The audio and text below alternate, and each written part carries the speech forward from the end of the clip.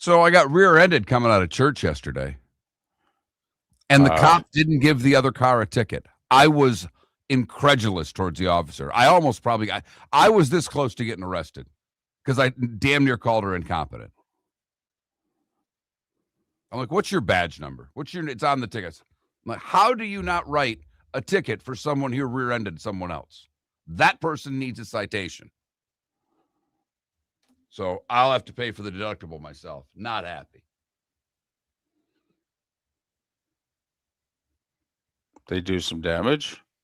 Yeah. Oh, yeah. I got I'm going to need a new bumper. I'm going to need a new back hatch thing. Oh, yeah. Geez. So this will be a full deductible. Oh, yeah.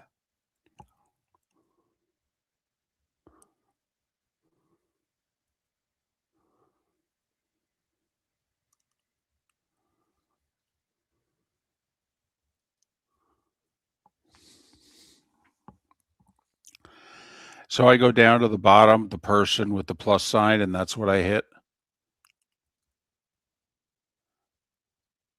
Yes. To send out the emails? Yes.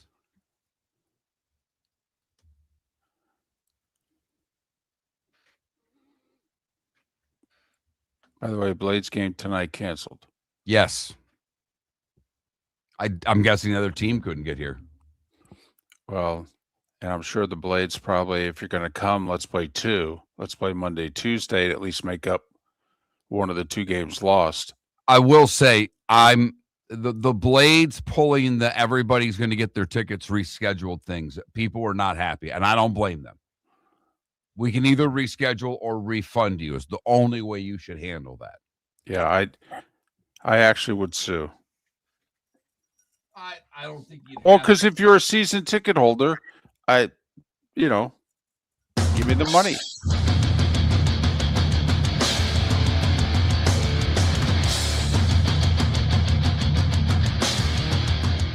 You're listening to Miller and Moulton, coming at you from the Floormeister Studios. Floormeisters, keeping it real. And now, here's Mark Miller and David Moulton. Top of the morning to you on this final Overreaction Monday of 2025. Hope you had a great weekend. Thanks for starting your week off with us. How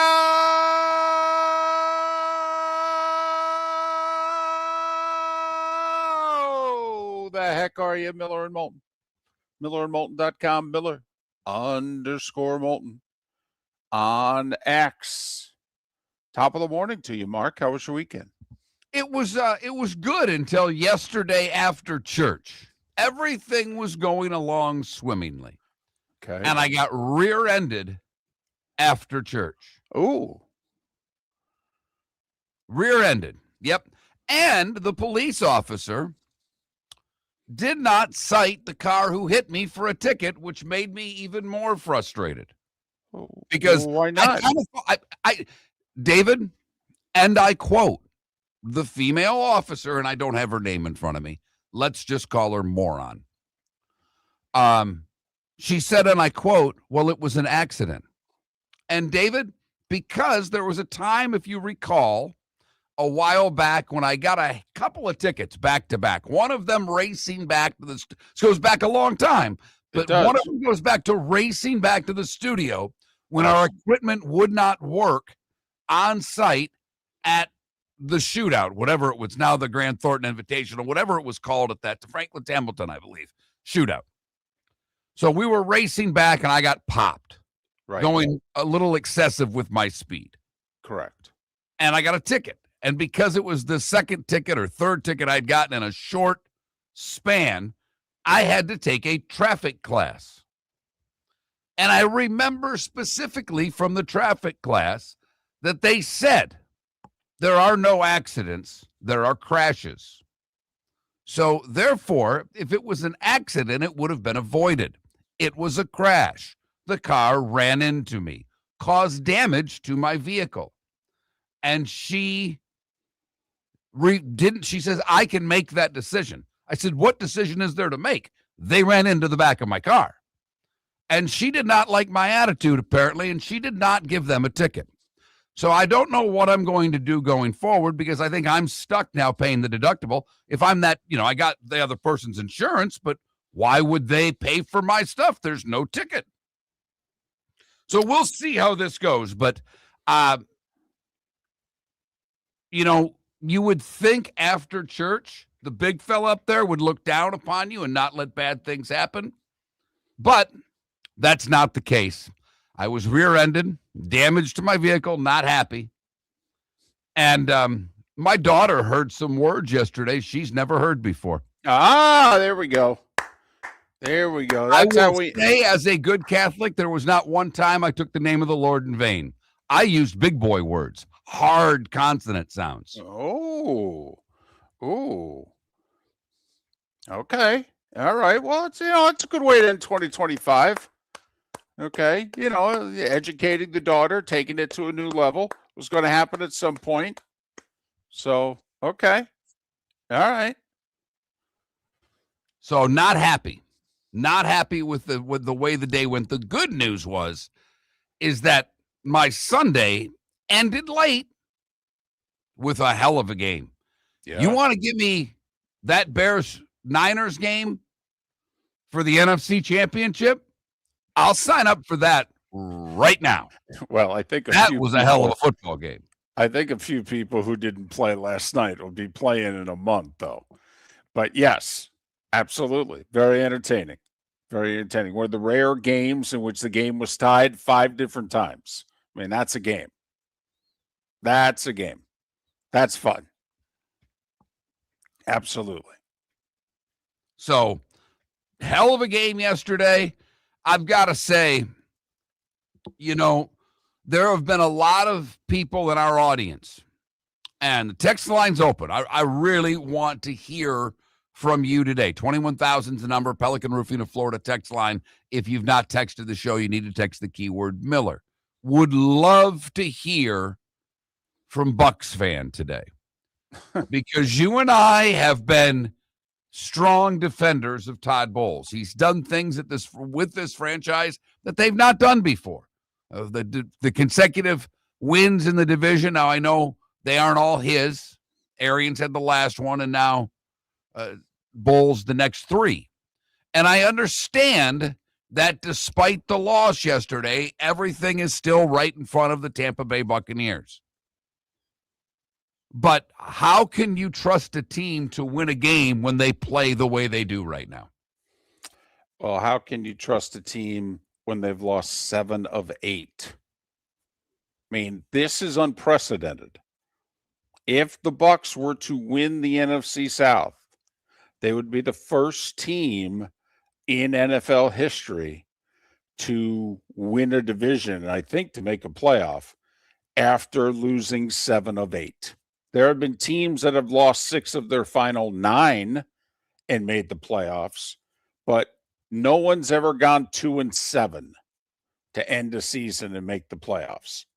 And that's what the Bucs, in all likelihood, still have a chance to do, because there is one scenario where the Bucs could win and still not make the playoffs, and it involves the Atlanta Falcons. They would need to win 2 consecutive games here. Right. Which, next week's the Saints, so that's obviously a winnable game. But tonight, they are playing one of the league's best, albeit at home, but they've got the Rams coming to town. Right, but when Cleveland beats Pittsburgh, when Pittsburgh has everything to play for, it is the National Football League, and we are seemingly reminded of it every week, where there's one result in which we just go, what? What in the heck? So another, typical NFL Sunday where we have no idea what's going to happen. No, with terrific games, or at least very competitive games all over the place. But congratulations to the Denver Broncos and the New England Patriots and the Chicago Bears, despite the loss. All 3 of them over the weekend clinched their divisions. Denver officially the team to end Kansas City's run in the West? The Patriots, first division title since Tom Brady was their quarterback. And the Bears, first division title since Mitchell Trubisky 7 years ago. Seems longer, doesn't it?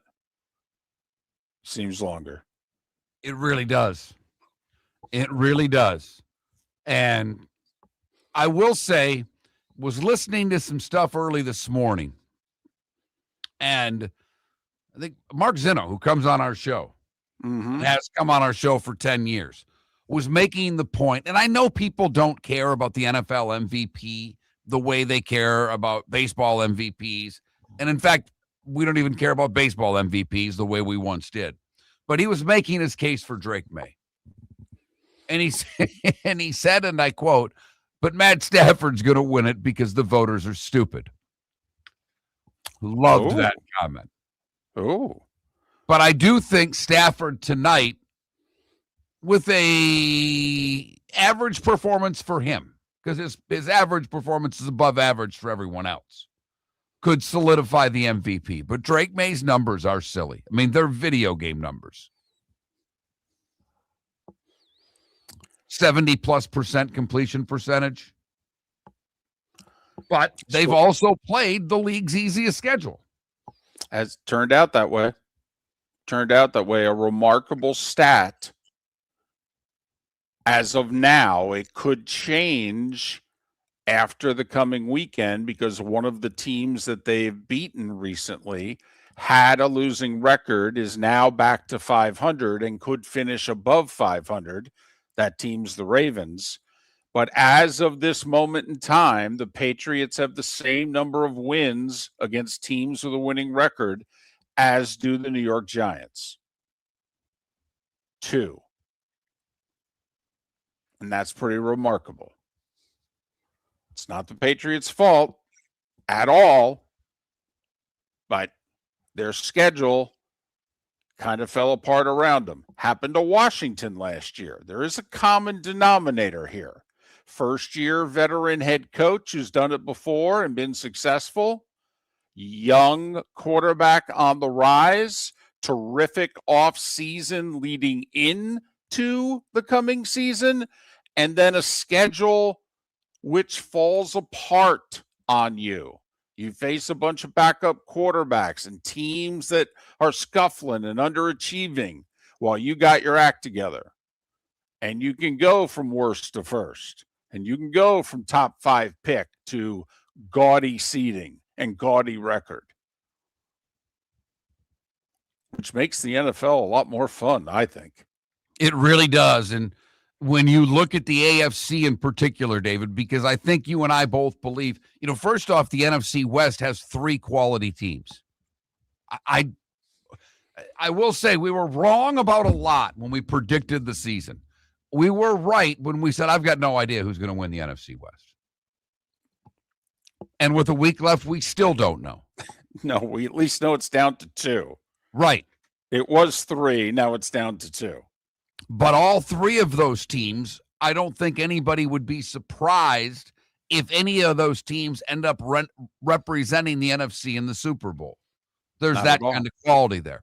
When you look at the AFC, it's perhaps even more wide open, but it applies even more pressure on one team. And they're not even a division winner.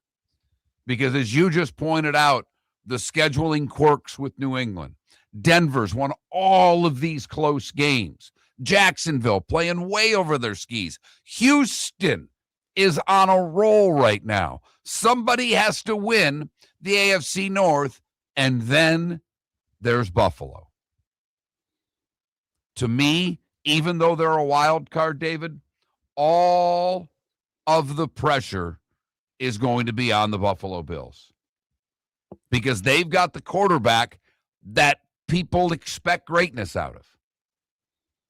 And there's no other quarterback really in the playoffs in the AFC that we expect greatness out of. We could get greatness over the next 5-7 years out of Bo Nix or Drake May, but we don't expect it yet. We do with the guy in Buffalo. So I think they have all of the pressure on them heading into the postseason. An Overreaction Monday, the starting 25 minutes away. Your roof is your home's first line of defense. At Pelican Roofing of Florida, Ronnie John and their team bring years of experience to protect what matters most, your family and your business. From residential repairs to large-scale commercial roofing, we deliver honest work, fair pricing, and quality you can trust. An upgrade on your roof can lower your insurance costs. Don't wait for a leak to turn into a disaster. Call the experts at Pelican Roofing today. 1-866-9-PELICAN. That's 1-866-9-PELICAN. Online at pelicanroofingcompany.com. CCC 1332512. Let's talk the big differences between Floor Meisters and the big box store that sells flooring. Floor Meisters is family owned. They do flooring, not doors, nuts and bolts, or weed killer. They specialize in it. They know it. Floor Meisters backs their installer, so if there's ever an issue, good chance the boss, TJ, will come out and make it right. Floor Meisters prices beat the box stores every day of the week. When you think flooring, think Floor Meisters in Naples. Floormeisters.com. Real people, real prices, real quality selection. The Floor Meisters, just keeping it real. I love the week after Christmas. The energy just feels right. The rush is over. The new year is coming. Maybe it's time to treat yourself. Jason and I are in the store every day, ready to make a deal with you. Overstocks up to 50% off. Maybe you got Christmas money. Maybe not exactly what you hoped for. Or maybe a New Year proposal is in your heart. New year, new you. Do it at the Diamond District. Hablamos Español. Jason and Todd at the Diamond District. American Paint Supplies is your one-stop shop for all your coating needs and has been for 30 years. American Paint Supplies is also your #1 Festool dealer in Southwest Florida. If you are a builder, cabinet maker, painter, or power tool enthusiast, Festool craftsmanship can be found at American Paint Supplies. Celebrating 30 years of service, and Festool is celebrating 100 years of excellence. Come to American Paint Supply for a perfect pairing of service and expertise on 6100 Shirley Street, Naples, off of Pine Ridge, or online at AmericanPaintSupplies.net. This is Miller and Moulton.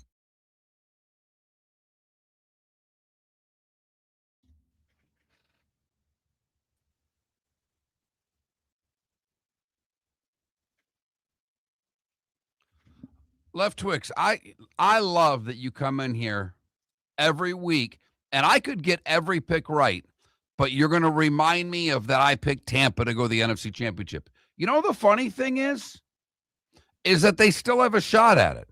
I don't think they're going to go there, but if they win next week, they do win the division. Okay? Yes, they've had a colossal failure. Their coach is going to get fired. I went out on a limb and took Tampa Bay. I was wrong. I'm wrong about a lot of crap on this show. I'm not an expert. I've never claimed to be. My job is to be an entertaining talk show host for 4 hours, 5 days a week, about 51 weeks a year. But every week you come in here and just tell me how stupid I am. But you're right, dude. I don't know who your picks were. I'm sure you had every division right and the MVP and everything else. I'm sure you got it all right, man.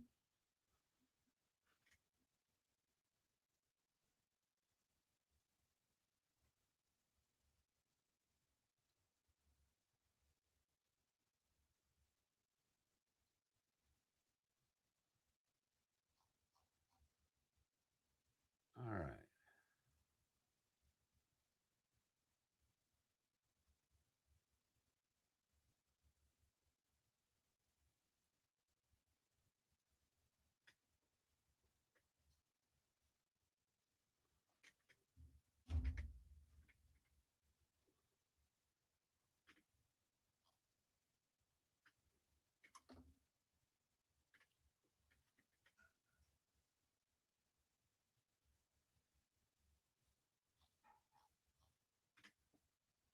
Trust me, I'm far more upset about not having the Pitt East Carolina game right than I am about who I had going to the NFC Championship. When two coordinators are gone and your quarterback's in the transfer portal, you're not supposed to beat Pitt. You weren't even supposed to cover, and you win the game outright. That game has me more bothered because I actually had money on that game.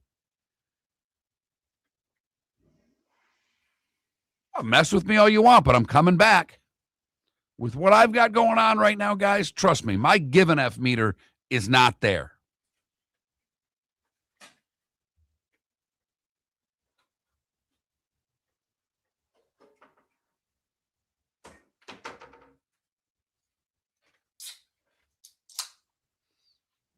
Uh-oh, Moulton's drinking beer.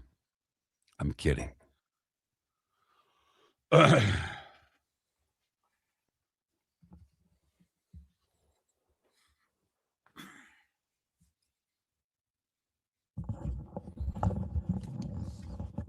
Budweiser, is that what I heard you correct? Yep. Attaboy. Get after it. Yep.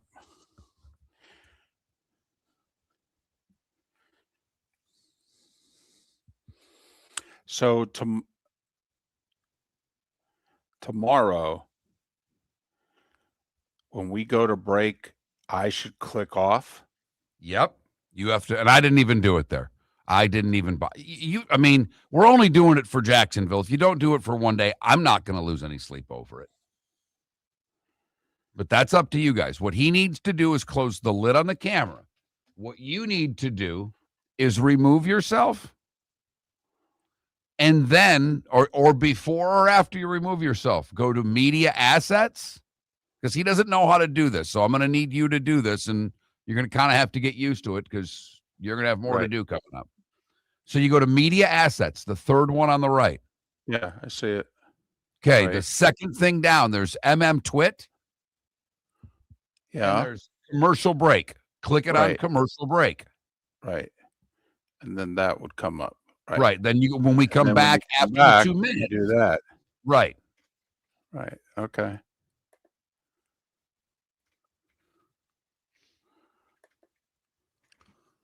And Paula, why do you hate Ben Johnson so much? What did he, and I'm being serious here. He did wonderful things for Detroit. He has an opportunity to become a head coach, and he does. I'm really interested in why you begrudge him so much. He's doing a great job. Like, to me, I'd be proud, but I think it's because he's doing it for the Bears. You're listening to Miller and Moulton. And now, here's Mark Miller and David Moulton. 21 minutes past the hour on this Overreaction Monday, the final one of 2025. Miller and Moulton, millerandmoulton.com, Miller_Moulton on X.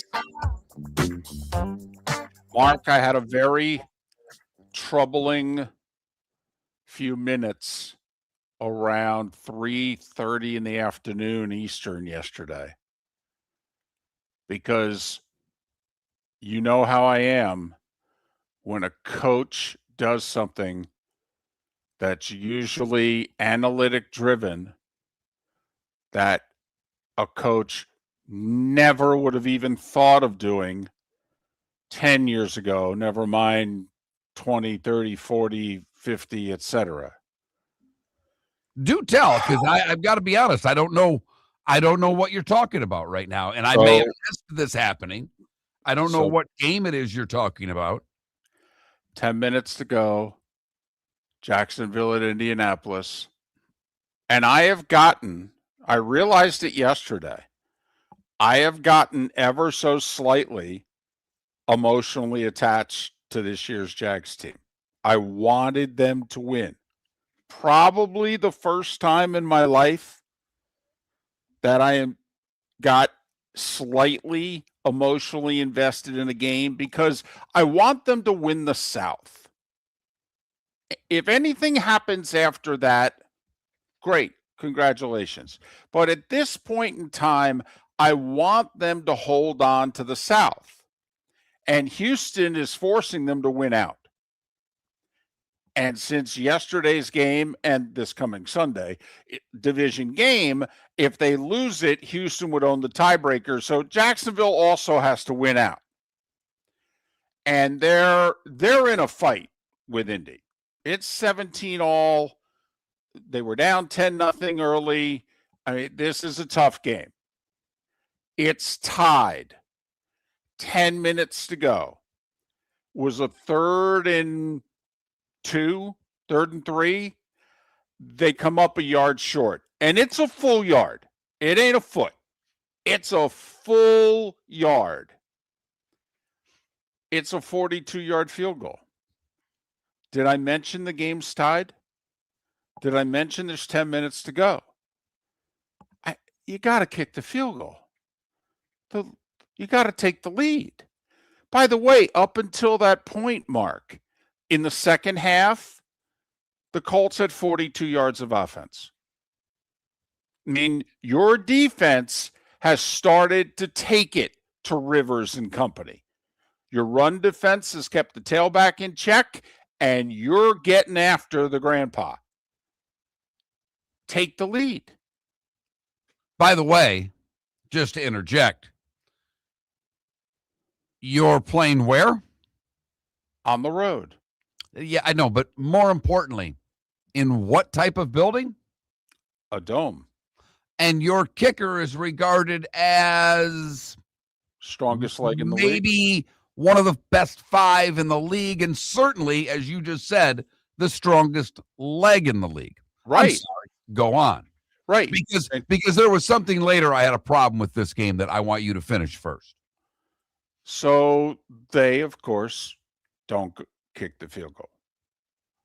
And they get stopped on 4th down on a quarterback sneak.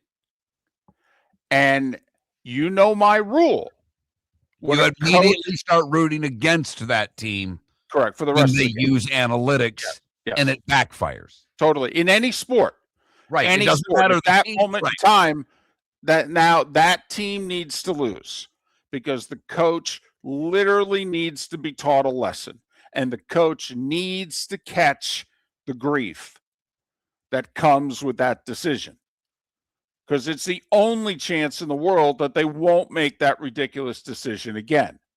So, of course, what happens, I think, further compounding the point I was trying to make, but sure enough, a few plays later, the Jags pick off Rivers.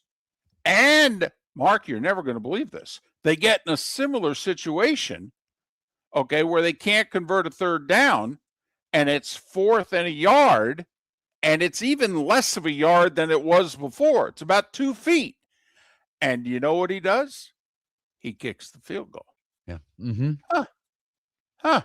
Imagine that. And I have to be honest, I had, multiple games on. I'm locked into the Steelers game with my wife. I got the Bucks game. And I don't know if at that point I had yet switched like the 4-game composite to just Jags. I ended up putting the Jags game on. What I found fascinating about that game, I don't have a problem with Liam Cohen because I've missed that exact sequence. I will fully admit it. But I do have a problem with Greg Olsen, who everybody seems to love, and he's the best color commentator on the planet. Part of their job is to make the decision, or at least give you the reasoning of what decision they would make being put in that situation. So they're up 3 and they get a 4th down, and it's going to be a 42-yard field goal. And Joe Davis there says, do you even mess with the field goal here? And Olsen gives nothing. And I am I'm screaming at the announcers. I scream at the announcers more than I scream at the coaches, David. Strategy you're better at than I am. Sometimes I'm just trying to absorb the game from the announcers. Do you mess with the field goal here? You're up 3. It's 4th and 3, 4th and 4. If you go for it and don't get it, they can go 20, 30 yards, kick a field goal of their own, and wait for it, tie the game. Do you mess with the field goal here? And I start doing color commentary to my wife, who I'm sure really enjoyed it. Which she's like, where's the mute button? Where is the clicker where is the husband mute button? Where can I find it? And she can't. And it doesn't work even if she found it. And I'm like, what the hell is he talking about? They're up 3. Of course they kicked the field goal. And Olsen offers, and I said, not to mention the fact this is maybe the best kicker in the league. It's a chip shot from this guy.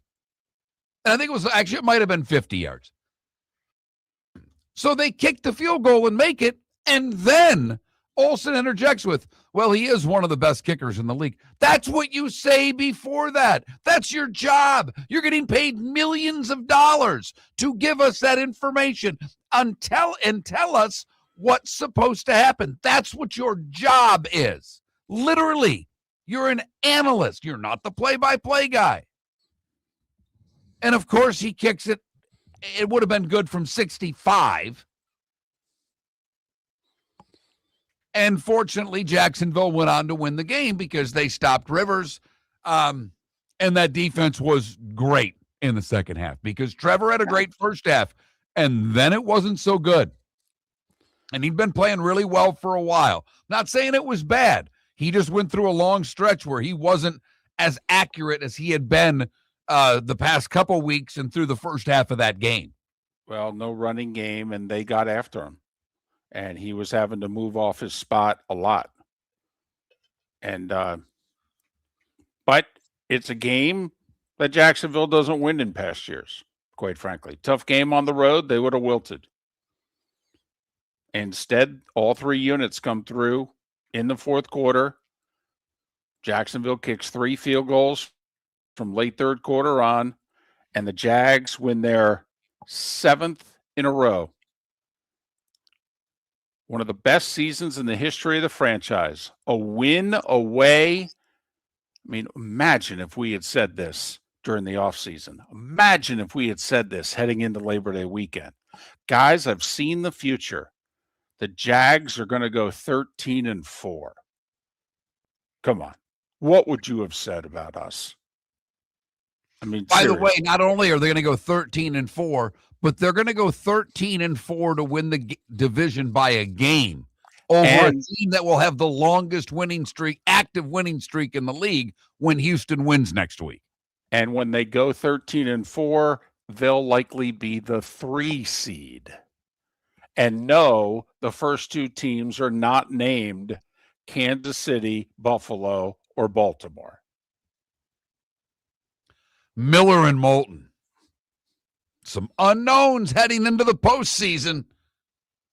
What we do know is the starting 5 is next. Your roof is your home's first line of defense. At Pelican Roofing of Florida, Ronnie, John, and their team bring years of experience to protect what matters most, your family and your business. From residential repairs to large-scale commercial roofing, we deliver honest work, fair pricing, and quality you can trust. An upgrade on your roof can lower your insurance costs. Don't wait for a leak to turn into a disaster. Call the experts at Pelican Roofing today. 1-866-9-PELICAN. That's 1-866-9-PELICAN. Online at PelicanRoofingCompany.com. CCC 1332512. Let's talk the big differences between Floor Meisters and the big box store that sells flooring. Floor Meisters is family owned. They do flooring, not doors, nuts and bolts, or weed killer. They specialize in it. They know it. Floor Meisters backs their installer. So if there's ever an issue, good chance the boss, TJ, will come out and make it right. Floor Meisters prices beat the box stores every day of the week. When you think flooring, think Floor Meisters in Naples. FloorMeisters.com. Real people, real prices, real quality selection. The Floor Meisters, just keeping it real. Mark Miller for Sleep Treatment Direct. They are helping me with sleep apnea. And by helping me, I mean curing me. No more CPAP machine. No more snoring. No more tossing. No more waking up exhausted. Their expert team got me the right treatment, fast and hassle-free. If you want to feel energized and get rid of your snoring, call Sleep Treatment Direct today.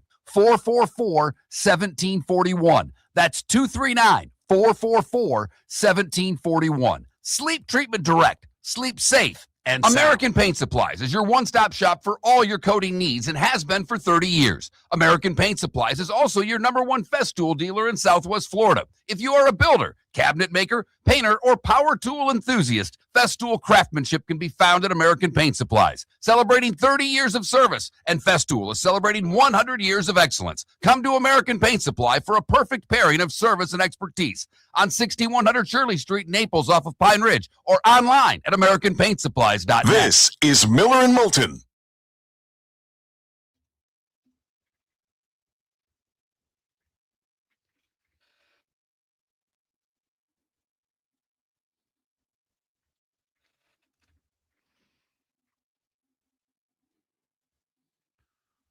Yeah, Sonny, I don't know how it happened. That ticked me off. I lost money on that game, and I was happy for my kid's team. But he also was the one telling me of all the players in the portal. He's the one that told me to bet Pitt while he's texting me from a bar in Greenville, North Carolina, telling me the whole bar is singing "Sweet Caroline." I'm like, really? You're a jerk. But good for them. That's 3 straight bowl wins for the Pirates.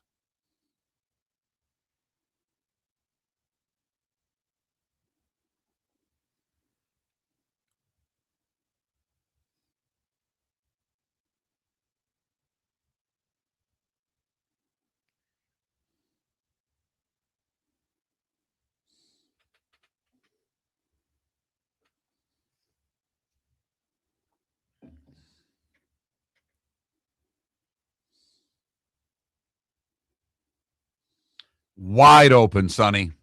Wide open. He missed him by, there was a little bit of pressure, but I mean, he missed him by 6 feet on that pass. That was terrible.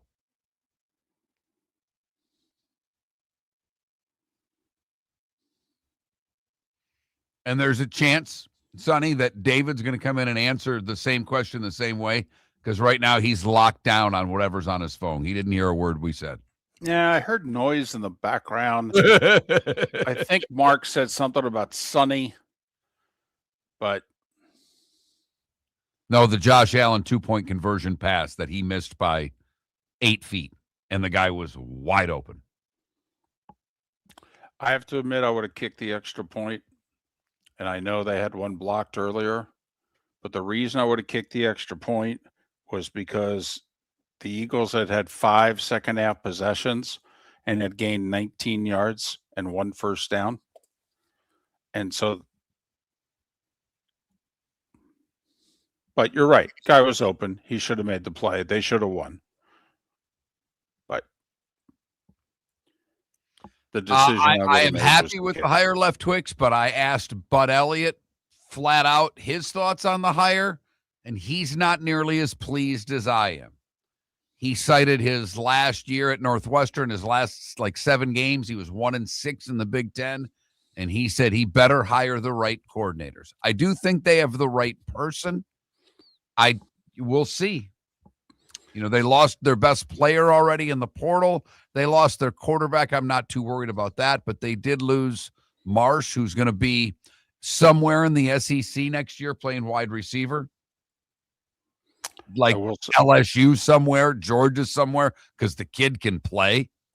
I will say the guy he hired to be his quarterback coach has had a dismal last 4 or 5 years with quarterbacks and calling plays as offensive coordinators and quarterback coaches elsewhere. So it was an interesting hire. Haven't had Bud on, Deadstroke, don't know, and I didn't text him. May have him on tomorrow.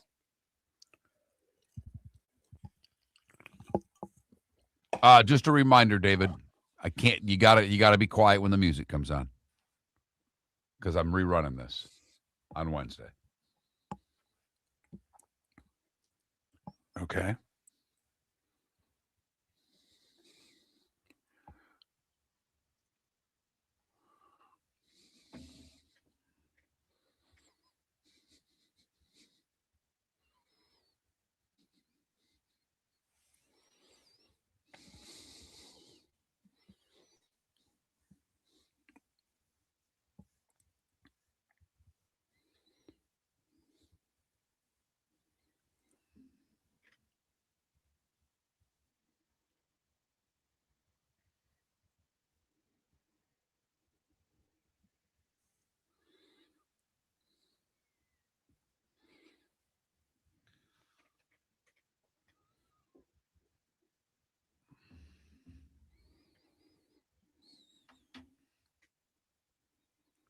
Here we go.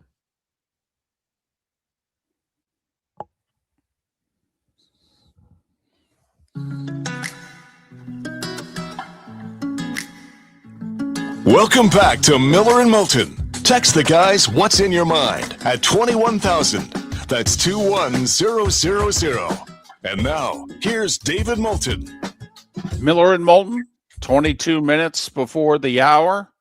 Thanks so much for being with us. Our final Overreaction Monday of 2025. Right now it's time for The Starting Five. 5 big stories you need to know. Here is The Starting Five. Starting Five is brought to you by Lee County, Florida. Building a better community through BST, business, sports, and tourism. We'll start with the NFL. The Tampa Bay Bucks have lost 7 of 8, including yesterday in Miami. Dolphins beat them 20-17.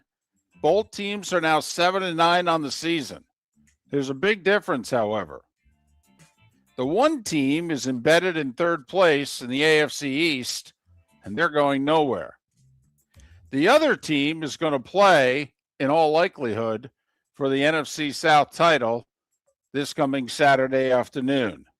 Because despite losing 7 of 8, the Bucs are only a game back of the Carolina Panthers, who had a chance to win the South yesterday while the Bucs were losing, but they lost to the best team in the NFC, Seattle.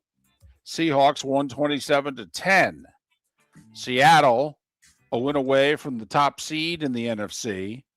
Panthers, with a chance to win their first division title in quite some time. Zach Charbonnet for the Seahawks had 110 yards rushing and 2 touchdowns. Panthers held to just 139 total yards of offense. Let's give Quinn Ewers and the Dolphins some credit, however. First off, they forced 3 turnovers and were +3 in that battle. And Quinn Ewers threw 2 touchdown passes and played relatively okay. Looked decent after looking decent the week before. I won't argue any of your Quinn Ewers comments. I will at least say, did the Dolphins really force turnovers, or did Baker throw it to the wrong team? Well, one of those picks was into double coverage was just a god-awful throw. Yes, the second one was. The first one hit the receiver right in the hands, and the receiver decided to play volleyball with it. And once the ball went up in the air, the Dolphins came down with it. But yes. I'm with you there. Yes. Oh, no, there's no doubt. Baker, no running game again. No running game, forcing Baker and the boys to do it all in the air. And even the Dolphins, if you're one-dimensional, can make life miserable on you. So a showdown Saturday afternoon in Tampa. Winner, in all likelihood, wins the NFC South. There is one fly in the ointment. Technically, even though the Atlanta Falcons have been eliminated from the playoffs for a month now, Atlanta's put a 2-game winning streak together. And if they win tonight and win this coming Sunday in New Orleans, Atlanta will finish 8-9, and they would force a 3-way tie for the NFC South title, at which point Carolina wins the 3-way tiebreaker because they went 3-1 against the Bucs and Falcons combined, while Tampa only went 2-2 and Atlanta went 1-3. So that's why if you're a Bucs fan, you're rooting for the Rams on Monday Night Football. And if the Rams can't come through for you, 7.5 point favorites, then you need the suddenly hot New Orleans Saints, who've won 4 in a row, to come through for you. But Atlanta can't win out, or else Carolina has already won the South. One of the top 5 games of the year last night in San Francisco. Bears and 49ers. Game was tied at 7. Game was tied at 14. Game was tied at 21. Game was tied at 28. Hell, in the fourth quarter, the game was tied at 35. Bears kick a field goal. Niners drive down. Brock Purdy, his 3rd touchdown pass, 5th touchdown on the day with about 2:20 to go. And Caleb Williams drove into the red zone, and the Bears came up a play short. Niners, 42-38. Now, the Bears, after Green Bay lost on Saturday, they've already clinched the North, and the Bears still have the inside track on the 2 seed. If they win Sunday against Detroit, they're the 2. They win the tiebreaker against Philly because they beat the Eagles. For the Niners, it's real simple. If they keep on winning, they'll keep on playing at home. They host Seattle Saturday night. If they win the West, and they're the 1 seed. If they lose, they'll be either the 5 or the 6. But if they keep winning, remember, if you're the 1 seed, you have home field advantage throughout the playoffs. And if the Niners happen to represent the NFC in the Super Bowl, do you know where Super Bowl 60 is? Happens to be where the Niners play their home games. I got to admit, I had fun watching both those quarterbacks play. Caleb is a little nutty with his running around and runs backward a lot, but drives you. I can see where it would drive you nuts. But I mean, the throw that Purdy made to Juszczyk, where he avoided a bunch of rush and on the run made that throw. That's good stuff right there. I'm sorry. That's good stuff. I know Purdy's Mr. Irrelevant, and I'm guilty as anyone of not giving him enough credit. I really enjoyed watching him play last night. That was fun. Well, he nursed that toe injury all year, and even when he was playing in the first part and the middle part of the year, look at how he looks the last 2 weeks. That foot and toe look a lot healthier because you're right, Mark. He's running around all over the place, and he was pretty immobile in the middle of the season. The Giants won the showdown for the first overall pick of the draft. They went to Vegas and beat the Raiders 34-10. The Raiders, if they lose their finale, will have the number 1 pick of the draft. The Giants would have. If the Giants would have lost, no matter what happened in Week 18, the Giants would have assured themselves of the first overall pick. The Jackson Dart said, damn it, we're going to win. Second year in a row, the Giants had the first overall pick of the draft with 2 weeks to play. Last year, they beat the Colts. This year, they beat the Raiders. Now, the Giants, if they lose to the Cowboys, will in fact pick second. If they beat the Cowboys, they could fall out of the top 5. So this weekend may have been key. Next weekend, monstrous for the Giants in draft position. Philadelphia held off the Bills 13-12. Buffalo scored 2 fourth-quarter touchdowns. They had their first extra point blocked. They went for 2. Josh Allen, with 5 seconds left, had a wide-open receiver in the end zone and just flat missed him. Philly 13-12. Eagles, who had already clinched the East, now tied with Chicago for the 2 seed. Bears on the tiebreaker, however. Bills, their loss gives the Patriots the AFC East, New England gets 5 touchdowns from Drake May. They improved to 13-3 on the season. They humiliate the Jets 42-10. Jets right now are drafting 3rd, but the Patriots are 13-3, tied with Denver for the best record in the conference. Denver owns the tiebreaker. May didn't play the fourth quarter, by the way, with those numbers, just for the record.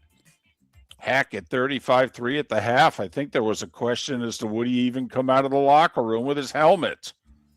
The Jags remain in first in the South. They come from behind and beat the Colts 23-17 in Indy.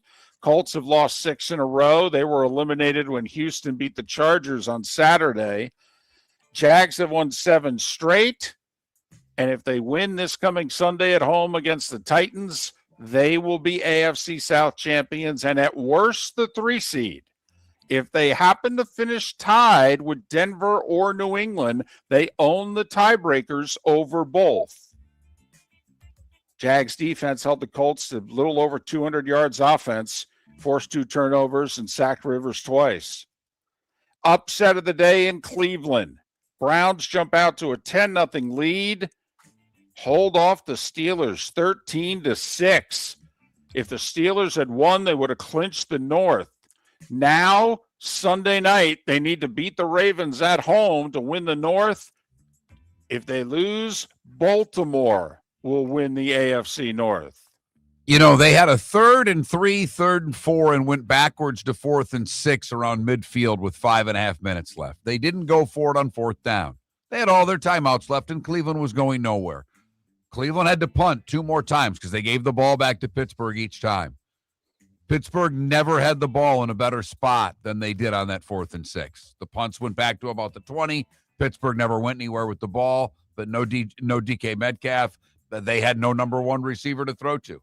They made the final drive there, but had no one to get the ball to. Right. They get inside the 10, but they had nobody who could win a one-on-one matchup once they got inside the 10. Shedeur Sanders, he was okay. He did throw 2 picks, though. 17 the last and 23. one was a bad one. He threw one up. The last one's a play that you cannot make in the NFL. A good team would beat you with that. He just threw one up for grabs, and you just can't do that. Cincinnati, Joe Burrow over 300 yards, Chase with 2 touchdown catches, Bengals over Arizona 37-14. Saints have won 4 in a row. Shuck looks like a quarterback. New Orleans 34-26 over the Titans. Monday Night Football, Rams 7 or 7.5 point favorites against Atlanta, over under 49.5. Steelers tight end Darnell Washington, broken arm. Needless to say, he ain't going to play in the season finale. His status for the playoffs very much up in the air. And speaking of up in the air, Packers head coach Matt LaFleur is like, yeah, I have no idea what I'm going to do with the season finale, which is completely meaningless for Green Bay because they're locked in as the 7th seed. College football, 66-year-old Kyle Whittingham introduced as the Michigan head coach with a 5-year contract. He calls it his final challenge after 32 years at Utah, 21 of them as the head coach. Lightning have won 4 in a row. They blew a 4-1 third period lead, but beat Montreal in a shootout 5-4. Columbus with 3 in the third, beat the Islanders 4-2. Your Wings, Mark, in overtime, beat Toronto 3-2. Penguins with 4 in the first beat the Hawks 7-3, and Philip Grubauer 31 saves for the Kraken in their 4-1 win over the Flyers. 6 games in the NBA. Sixers got whooped in OKC by the Thunder, who were angry. They snapped a 2-game skid, 129-104. Chet Holmgren 29 points, 9 rebounds. The Thunder are 27-5. Toronto in overtime. How about this box score for Scotty Barnes? 23 points, 25 rebounds, 10 assists. Steph with 39 in the 141-127 loss. Toronto in overtime over the Warriors. Portland edged the Celtics by 6. Kawhi with a career-high 55, tied a Clippers record as well. LA over the Pistons, 112-99. David, I have to break in because he tied a Clippers record of the back-to-back 40-point or more games. Do you know who he tied with the record? Bob McAdoo. Oh, wow. For the Buffalo Braves. Bob McAdoo. I mean, I'm sorry. I didn't mean to interrupt, but when I can interject Bob McAdoo in a relevant statement in your starting 5, I feel I'm obligated to do so. And to call it a Clippers franchise record feels misleading because McAdoo did it with the Buffalo Braves in the early to mid-70s. Lakers snap a skid. They beat Sacramento 125-101. Luka with 34. And the Wizards are suddenly playing decent ball. They've won like 5 of the last 7. They beat Memphis 116-112. Last week, the story was this James Najee kid, second rounder from a couple years ago who had already been traded. He now, after going overseas for 2 years, he wants to play college ball. The NCAA granted him 4 years of eligibility, so he's going to Baylor. Now the word is Trenton Flowers, who's on the Chicago Bulls. He's played 8 games in the NBA. He has a 2-way contract. He wants to go to college. The NCAA is considering it. Diego Pavia and 25 other college football players who eligibility's done, they're also suing to continue playing. This feels like this is it for the NCAA. They need to handle this a certain way, or college sports is completely done. I mean, we're going to allow guys who literally are currently on an NBA roster to go play college ball? Come on now. What are we doing? Yeah, I have to. I mean, we like Izzo on this show because he's the old guy on the porch, but it's like he's been begging the NCAA to stand up for something, to quit being afraid of being sued and stand up for something. They really need to now. And at 7 minutes before the hour, that was the starting 5 brought to you by Lee County, Florida. Building a better community through BST, business, sports, and tourism. This December, watch the nation's best high school basketball players compete in the City of Palms Classic. Fort Myers will once again welcome future college and NBA stars as they square off at Suncoast Arena from December 18th through the 23rd. Come see Southwest Florida's own Bishop Verreau versus Barron Collier on Sunday night, December 21st. For tournament information, please visit cityofpalmsclassic.com. Lee County, building a better community through business, sports, and tourism. Your roof is your home's first line of defense. At Pelican Roofing of Florida, Ronnie John and their team bring years of experience to protect what matters most, your family and your business. From residential repairs to large-scale commercial roofing, we deliver honest work, fair pricing, and quality you can trust. An upgrade on your roof can lower your insurance costs. Don't wait for a leak to turn into a disaster. Call the experts at Pelican Roofing today. 1-866-9-PELICAN. That's 1-866-9-PELICAN. Online at pelicanroofingcompany.com. CCC 1332512. Cape Coral Police Department is growing and they want you to be a part of it. They're hiring new officers. Starting pay is between $74,000 and $90,000 depending on your experience. And with a $10,000 hiring bonus, you could be making $100,000. Enjoy paid holidays, off-duty details, plenty of OT opportunities. They're also hiring dispatchers and professional staff. So go to capecops.com. capecops.com. Be brave, be best, be Cape. Mark Miller for Sleep Treatment Direct. They are helping me with sleep apnea. And by helping me, I mean curing me. No more CPAP machine, no more snoring, no more tossing, no more waking up exhausted. Their expert team got me the right treatment fast and hassle-free. If you want to feel energized and get rid of your snoring, call Sleep Treatment Direct today. 444-1741. That's 239-444-1741. Sleep Treatment Direct. Sleep safe and sound. Think we only fix windows? Think again. Your local Glass Doctor Home and Business does so much more to upgrade your home. We custom build stunning shower and bath enclosures, install sleek glass doors and windows, and can bring fresh life to foggy or cracked panes. Need a glass tabletop or a statement mirror? Yep, we do that too. If it's glass and it's in your home, we're the team to call. Call the Glass Doctor, we fix your pains. Oh, yeah. Football season is back, and celebrate your game day with Jimmy the Beef Guy. We're talking tender, juicy Chicago beef sandwiches. Whether your party's for 10, 100, or 200, bring game day to your house with Jimmy the Beef Guy. The catering packages come with the beef, the gravy, the peppers, the bread, everything you need. 2 convenient locations, Fort Myers and Bonita Springs. Skip the ordinary and bring the beef. Jimmy the Beef Guy, Chicago flavor, Southwest Florida style. Call today or visit jimmythebeefguy.com. Tell him Miller and Moulton sent you. This is Miller and Moulton.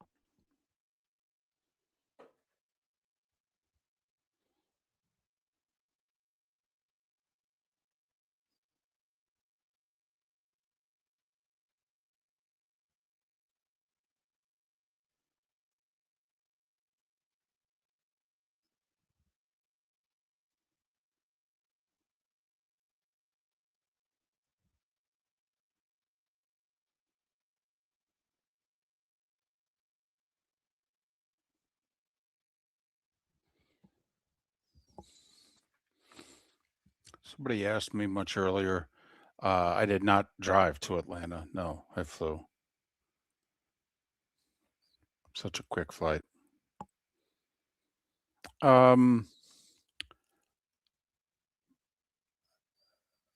Michael, as for the Chargers,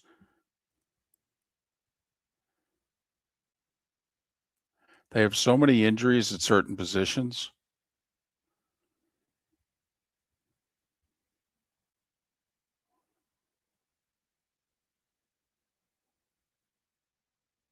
They're playing to be either realistically stay the 6 or fall to the 7.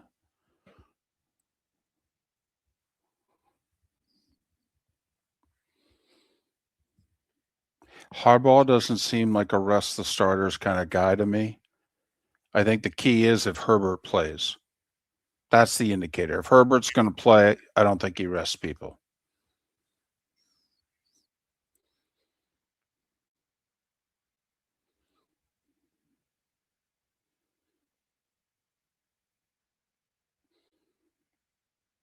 Yes, DC, that's all the Rams have to play for right now. The Rams, if they win their last 2, are the 5. If they lose one of their last 2, they could become the 6.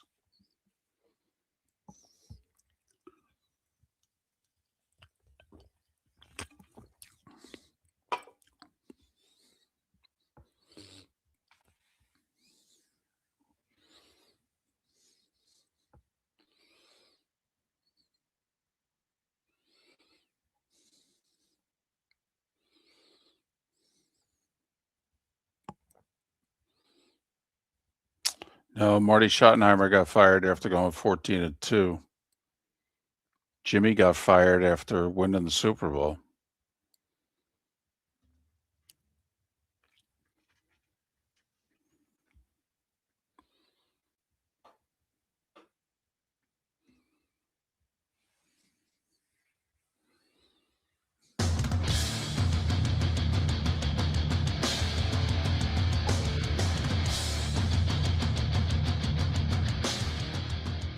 You're listening to Miller and Moulton, coming at you from the Floor Meister Studios. Floor Meisters, keeping it real. And now, here's Mark Miller and David Moulton. Hour 2 of Miller and Moulton on this Overreaction Monday, the final one of 2025. Thanks so much for being with us. Miller and Moulton, millerandmoulton.com, Miller_Moulton on X, Pat Kerwin, and maybe some others to join us on tomorrow's show. Mark, want to throw a couple things out at you. First off, it was developing during our show on Friday and was seemingly becoming official shortly after our show on Friday. And now it's fully developed. It's official. Hell, they've even had a presser. Kyle Whittingham, head coach of Michigan. Your thoughts? Well, first off, I mean, let's break this down from the Michigan perspective. According to anybody that follows Michigan, it was really the only guy they wanted. It was the only hire, and it's certainly the best hire. It's the best hire that's ever been made in the history of hires. I mean, my goodness, what a job Michigan did. Just talk to Michigan people. Hey, I do like it. I think he's never done anything in his history at Utah that wasn't classy, if you will. Mm-hmm. I mean, he's been a really good human as a head coach. And I do think Michigan needs that right now because he is going to lead them into their next phase. And I think they did hire someone who can do that the right way. I'm surprised. I thought he was retiring. And I thought part of it was because of where college football was. So it's fascinating that a guy walks away from college football and NIL and goes into what right now is a cesspool at Michigan. It is. I'm sorry. There are a lot of problems inside that athletic department. This hire doesn't fix those problems. They will have a new AD, and we'll see what other things happen there. You know, they got a great basketball coach. We love Dusty May on this show. We had him on a bunch before he made his trek to Ann Arbor. We're big fans, and he's doing an amazing job there. Michigan has pools of money. Pools of money. So financially, they're not going to lose players because of money. So how quickly can he take what's there, add to it, and make Michigan a contender in the Big Ten? That remains to be seen. But as far as the quality of the human, I thought one of the fun things that I looked at over the weekend was a post on X that said Kyle Whittingham follows 5 women on Instagram. He's related to all of them and hasn't posted since this time. That was funny to me. Okay. You tell me, how important is this whole cleaning up of Michigan and the image and what have you to the Michigan folks? Because I think for a year, it's nice. And then if they lose to Ohio State again and they're not in the playoff next year, I think it all goes by the wayside. So I think that this whole new image thing lasts about 11 months until they play in Columbus. And then it's, can this guy win enough to make us happy? Now, I don't think they'll do something rash like Sharon Moore only got 2 years. I think Kyle's going to get a minimum of 3, if not more. But ultimately, I mean, Michigan wants to be in a 10-year span. Is 7 enough playoff appearances to appease the Michigan fan? Yes, I think it is. Funny when you said in a 10-year span, 7 was the number in my head before you said it. But Okay. let's speak in a 5-year plan because that's the contract he signed rather. Right. I don't see him getting a second contract there. Maybe I'm nuts. But at 71, I think that could be all she wrote. Right. He's 66 now. And right. I mean, he's a stopgap, but he's a quality stopgap. I mean, he's gone 12-0 at Utah. He's won 3 conference championships while he was at Utah. I mean, you know, he can win. He can certainly win at a 9-3 level, right? Right. I mean, But 10-2 is what you need. 10-2 at Michigan puts you in the playoff. That's what they need. Right. And I will say the other thing about Kyle Whittingham that if I'm a Michigan fan, I'm pounding my chest about, he coaches the way they want to play. Very physical, run the football, play good defense, damn near old school Big Ten, David. I mean, this guy's style, you know, when they hired Rich Rod all those years ago, right, David, you said it the minute it happened. I give you all the credit in the world. You came on and said, this is square peg, round hole. Yeah. This ain't going to work there. This style doesn't work at Michigan. And man, were you right. Well, this is square peg, square hole. Yep. This style is what Michigan wants.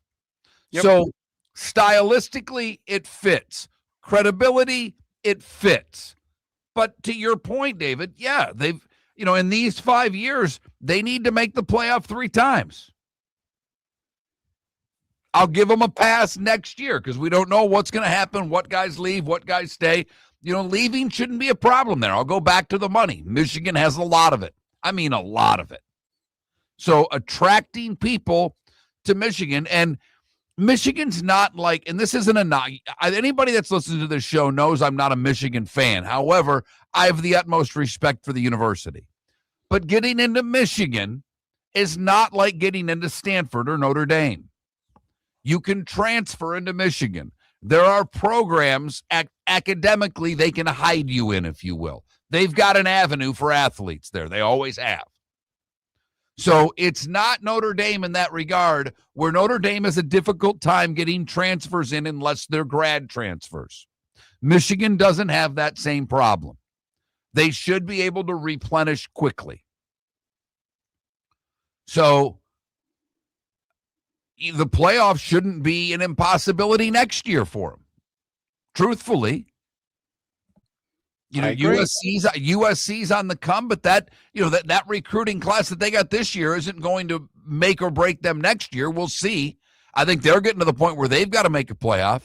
Penn State, with that recruiting class, they're going to have to hit the portal hard to be what they were supposed to be last year. So really, you're looking at Oregon and Ohio State and now Indiana if they can keep on keeping on. And by the way, I think college football has finally caught up to me in this sense. I focused way too much on schedules for the last 20 years. I've gotten myself in a lot of trouble from a prediction standpoint because I've based a lot on a combination of returning starters and looking at the schedule. Sometimes I've been right, 2010 Auburn. Oftentimes I've been wrong. Mark, Penn State's schedule next year, and they're losing a lot of guys. They are, to graduation and the portal. Mark, Penn State does not play Ohio State. They do not play Oregon. They do not play Iowa. They host USC, and they're at Michigan. They don't play Indiana.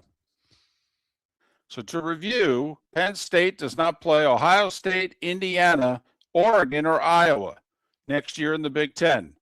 And I do think we're going to have to spend an awful lot more time preseason and during the season really zeroing in on schedules. What are we seeing now at the end of the year? Teams that lose a bowl game, and we look, Missouri went 8-5, didn't beat a single team with a winning record all year. Had Tennessee beat a team with a winning record all year? And these teams were ranked all season. So throughout the year, when teams played and beat Missouri and Tennessee, they got credit for beating a ranked team. And you look at the end of the year and you go, well, who the hell did they beat? And the answer is literally no one. However, Michigan next year plays Oklahoma to finish up that home and home. They get them in Ann Arbor, but it's still Oklahoma. They play Indiana. They play Iowa, both of those games at home. They do play Penn State, as David mentioned, but they go to Oregon and they go to Ohio State. Look at that schedule. 5 of the top 6 teams in the Big Ten and Oklahoma. So why I believe he has a pass next year. He puts up 9-3 with that schedule. Whew. I don't think anybody in Ann Arbor is going to be coming down hard on him in year one. Now, past that, you'll need to do some damage. That's why I think it's 3 out of 5 for him. I think next year, largely, he gets a pass. Now, he can't go 6-6, right? But you know what I mean, David. Right. Anything above 7-5, and he'll get a pass, and the money train can override any, one-loss record. And yeah, all of a sudden, you throw a 9-3 up there, right, they're going to be jumping up and down. Or do what Oklahoma did this year and throw a 10-2 and make the playoff. Oh, man. So I really do think we're going to have to zero in on schedules before the season, but during the season. And this is where, and I'm sorry, this is where Miller and Moulton were right 15 years ago. This is why these preseason rankings are so dangerous. These teams get preseason ranked. They don't beat anybody, yet they keep slowly moving up. And then when they lose to the good teams, they only go down a little bit. And at the end of the year, they're still ranked. They've won 8 games, and they don't have a single decent win on the resume. Because more and more teams, to further your point, David, more and more teams, they've come out and said it. This isn't Miller and Moulton just guessing. These are coaches that have actually talked about doing what? Scheduling like Indiana. So these teams that are getting the preseason rankings that you talk about before they get into their conference play are going to be able to string along a bunch of victories. Did you hear Mark Ingram over the weekend? He said there are folks in Alabama and Columbus already looking to get out of the home and home that Ohio State and Alabama have agreed to play with one another at the end of this decade. They're already looking into getting out of it. He goes, I'm not saying they're gonna. He goes, but I know for a fact that both sides are thinking about it. And I hate to say it, it drives me nuts, but how can you blame them with how the committee has handled who gets into the playoff?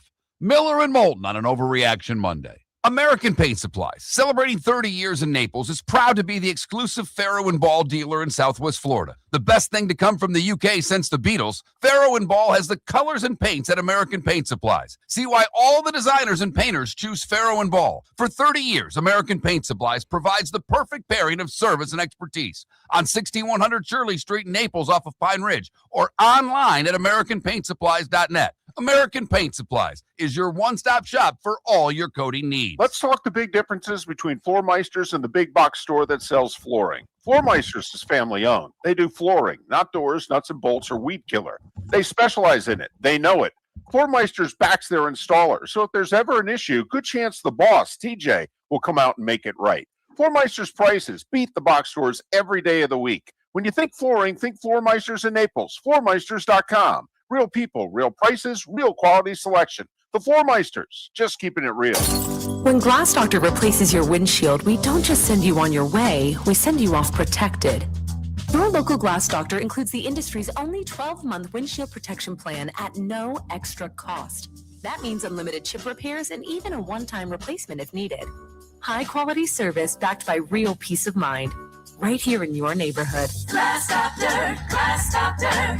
Call the Glass Doctor, we fix your pains. Oh yeah. Exclusions apply. See your local Glass Doctor for details. Your roof is your home's first line of defense. At Pelican Roofing of Florida, Ronnie, John, and their team bring years of experience to protect what matters most, your family and your business. From residential repairs to large-scale commercial roofing, we deliver honest work, fair pricing, and quality you can trust. An upgrade on your roof can lower your insurance costs. Don't wait for a leak to turn into a disaster. Call the experts at Pelican Roofing today. 1-866-9-PELICAN. That's 1-866-9-PELICAN. Online at PelicanRoofingCompany.com. CCC 13325. This is Miller and Moulton.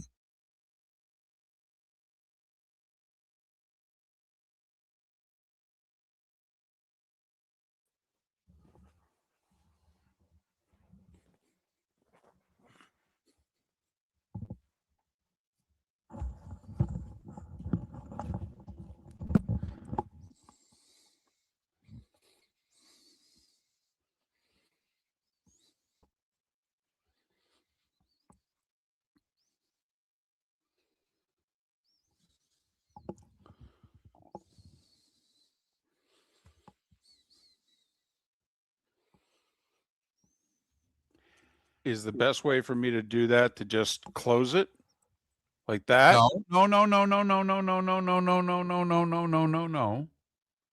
All you have to do.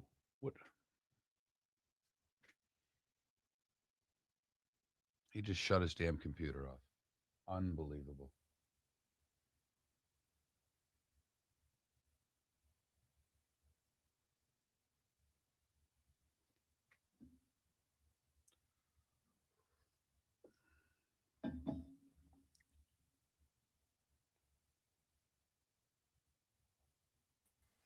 David, can you hear me?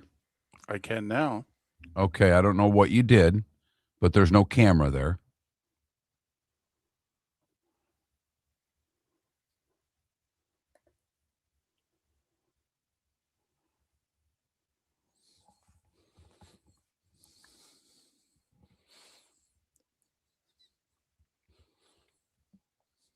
Still no camera. I don't know what.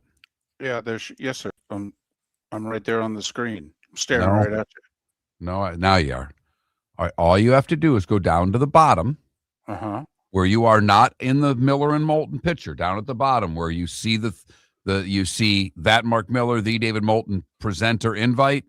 You see that at the bottom? And hit remove. Remove. Yes. Gotcha. There you go. Okay. That's what you don't shut your computer because that's going to shut your internet off and what just happened. Got it.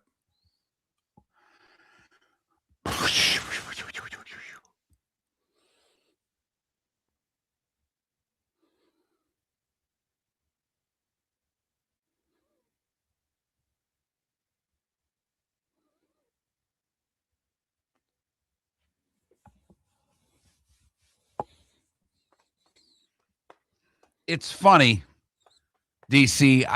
It's hard to say the SEC's overrated because I do believe the best teams play in that conference. But the way they lifted up the Missouris, the Tennessees. I mean, even Vandy. Who did Vandy beat this year? Missouri and Tennessee.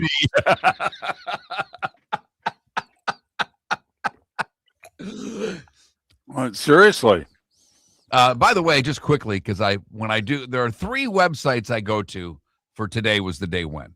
Actually, there are 7, but there are 3 for today is the day when, and then I use 4 more for birthdays to make sure I don't miss any athletes. But I just want to say today in 1975, this may just be for you, David, because I'm guessing your mom listened to some of this. I know my mom did. Today in 1975 in music history, Time magazine introduces the phrase sex rock in an article taking aim at Donna Summer's Love to Love You, Baby. Oh, yes. Sex rock. To think of what we're listening to 50 years later, sex rock 1975.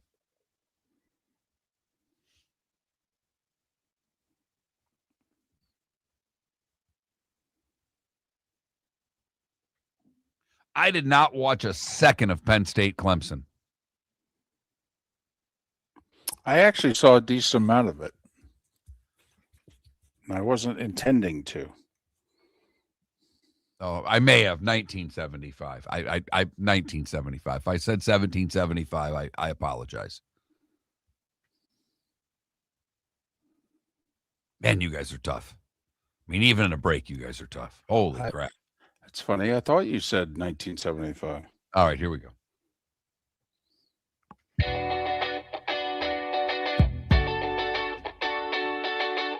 You're listening to Miller and Moulton. And now, here's Mark Miller and David Moulton. 21 minutes past the hour. Miller and Moulton, millerandmoulton.com, Miller_Moulton on X on this Overreaction Monday. Should we overreact to the Steelers? Like, here they were playing well for 3 weeks. They found a running game. Got it going a little bit on offense. The defense seemed to find themselves a little bit. Ironically, once Watt got hurt. Interesting. And all they have to do is beat the lowly Browns, and they win the division. They can rest some starters, get ready for the first round of the playoffs at home, and right now, they'd be facing Houston. And instead, Mark, now they got a winner-take-all game against the Ravens, and I still contend the losing coach is out of a job. Whether they get fired or it just so happens that the coach sees it as time to leave and they either resign or they take another job elsewhere. And instead of Aaron Rodgers seemingly going to go out in the playoffs, as an all-time great quarterback should, now, hell, he's got to win one more game just to make the playoffs. I mean, Well, Mark, I know what you take out of it is the fact that the resale value for your Steelers-Ravens tickets must have just tripled. It's funny because I don't pay it. It is really my wife's job to handle all the tickets. She does not let me handle the Steelers season tickets. I have nothing to do with it. I do not set the prices for what she sells them for. I do not collect the money. I am there merely for advice from time to time. Okay. And so I said to her, after you sent me that text midway through the game saying, well, your resale for this, because David and I were going back and forth about what game he might be working. And he said, your resale for the Steeler-Ravens tickets has gone up. And I said, honey, have we sold the tickets for next week? So as a matter of fact, no, we haven't. I said, well, this could work out well. And so I hope so for my wife's sake. But that offense, and I know Cleveland's defense is good, but that offense, you take a number one receiver away from a team, it was dreadful. I mean, it was absolutely dreadful. The play calling doesn't look that good. It's pretty pedestrian. And I don't know how much, I don't think it's an overreaction. I mean, this game's going to be a slog next week against Baltimore. Listen, I don't know if it was the weather. I don't know if it was, missing a stud wide receiver and then one of your top two tight ends breaking his arm midway during the game. And next thing you know, you feel a little shorthanded offensively against a good defense. But I agreed with Myles Garrett after the game. He said it seemed to me like the team was just consumed with blocking me and not doing anything else. Like they were consumed to make sure he didn't get the sack record. You know who else was consumed with it? Jim Nantz. I'm sorry. I know he's, I don't know if he's the GOAT, but as far as resumes, it's hard not to put Nantz at the top of the list between the NCAA basketball tournaments, between the Masters, between the football that he's done. I mean, Nantz has done as many big games as any broadcaster ever, right? Sure. I think he's done 7 Super Bowls. He did 30 or 31 Final Fours, and he's been the lead voice on golf since Summerall left. And so that's either 93 or 94. So he's done 30 plus as the main voice of the tower at the Masters. And he was so excited when Cleveland got a sack. The problem was it was the wrong guy. Now, he didn't announce the record. His spotter or whomever had but he had the voice. He thought he had the announcement for the record and then realized it was someone else. And then, his partner, to me, is unlistenable. That's just me. I can't do Romo. I'm sorry. It's just not. By the way, who's getting good? And I know this is going to bother a lot of people, and you may disagree with me. Pelican Roofing of Florida text line, wide open, 21,000. This Brady guy, he's getting pretty good in the booth. I think. I don't know about you, David. I think I thought he was very to start. I think it's pretty good now. I think he's doing a good job. He's not overpowering. He doesn't try to dominate the broadcast. And that's what Romo did at first, which was peculiar because Nantz is so good at what he does. It made for an interesting listen. But I think Brady's getting pretty good. Well, I will say he had some real high intellect analysis of the second half of the Bills-Eagles game yesterday. Like, he was talking protections, and he was talking about how this is on the quarterback, and he was questioning what the Bills were doing with their protection scheme, and he was putting the blame on Josh Allen. And, that's his job. Right. And, but once again, when it comes from a Brady or an Aikman, I mean, one guy's got the Hall of Fame jacket and the other guy's the GOAT. Okay. I think they can go after quarterbacks. And I think everybody just has to sit back and listen. Just about anybody else goes after a quarterback, and a great quarterback at that, which Josh Allen clearly is, then you can see where not only the athletes, but their fan bases begin to question them. Tom Brady's questioning your protection scheme and the decision-making that you're making at quarterback. The fan base calls into the local radio shows on Monday and Tuesday going, hey, well, Brady was pointing out that we don't know what the hell we're doing. But so, do you overreact from one loss on the Steelers, or do you have to wait until after the Ravens game? That would be like overreacting to the Ravens win over Green Bay. How about this little factoid? Should we overreact to this? Do you know this is 4 years running that if the NFL had not expanded their playoffs to 7 teams in each conference, that the Green Bay Packers would not be in the playoffs? Green Bay in 2019 went to the NFC title game. Green Bay in 2020 lost the NFC title game at home to Brady and the Bucks. Green Bay was the 1 seed in 2021 and got upset at home by the Niners. 2022, lost the season finale. Rodgers' last game as a Packer finished 9-8, missed the playoffs. But if they had won the game, they would have been the 7. In 2023, they were the 7 seed. Now they went and beat the Cowboys and nearly advanced to the NFC title game, had the lead in the fourth quarter on the Niners, but they were the 7 seed. Last year, they were the 7 seed. Despite winning 11 games, they were the 7 seed. Went out quietly against the Eagles. And now here they are. They're in the playoffs. What are they? They're the 7 seed. So this is 4 years in a row where the Packers have been playing for or only being the 7 seed. Just like Mark, we're hearing from a lot of Bucs fans who are kind of tired of, Todd Bowles and the Bucs being somewhere between 8-9 and 10-7 and wanting more.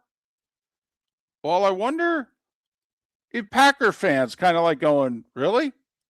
Is this all we can be, the 7 seed? That's it? Is that a talent thing? Is that a coaching thing? Is that a Jordan Love thing? What kind of a thing is it? But I thought we were supposed to be better than that.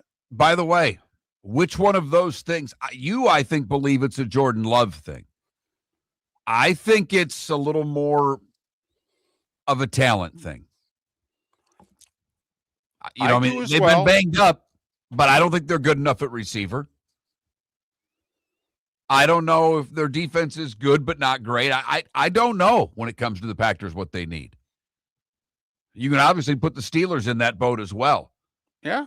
As a fan base that wants more and hasn't got. Absolutely. So Miller the and nature Moulton. of the day. An Overreaction Monday. Thanks for listening. Your roof is your home's first line of defense. At Pelican Roofing of Florida, Ronnie John and their team bring years of experience to protect what matters most, your family and your business. From residential repairs to large-scale commercial roofing, we deliver honest work, fair pricing, and quality you can trust. An upgrade on your roof can lower your insurance costs. Don't wait for a leak to turn into a disaster. Call the experts at Pelican Roofing today. 1-866-9-PELICAN. That's 1-866-9-PELICAN. Online at PelicanRoofingCompany.com. CCC 1332512. I love the week after Christmas. The energy just feels right. The rush is over. The new year is coming. Maybe it's time to treat yourself. Jason and I are in the store every day, ready to make a deal with you. Overstocks up to 50% off. Maybe you got Christmas money. Maybe not exactly what you hoped for. Or maybe a New Year proposal is in your heart. New year, new you. Do it at the Diamond District. Hablamos Espanol. Visit Jason and Todd at the Diamond District. American Paint Supplies, celebrating 30 years in Naples, is proud to be the exclusive Farrow & Ball dealer in Southwest Florida. The best thing to come from the UK since the Beatles, Farrow & Ball has the colors and paints at American Paint Supplies. See why all the designers and painters choose Farrow & Ball. For 30 years, American Paint Supplies provides the perfect pairing of service and expertise on 6100 Shirley Street in Naples off of Pine Ridge or online at AmericanPaintSupplies.net. American Paint Supplies is your one-stop shop for all your coating needs. The 2025 Industry Appreciation Awards in Fort Myers have wrapped up, but the celebration of business excellence continues, hosted by the Lee County Economic Development Office, Horizon Council, and Horizon Foundation. This annual event honors the innovators, job creators, and community builders driving the region forward.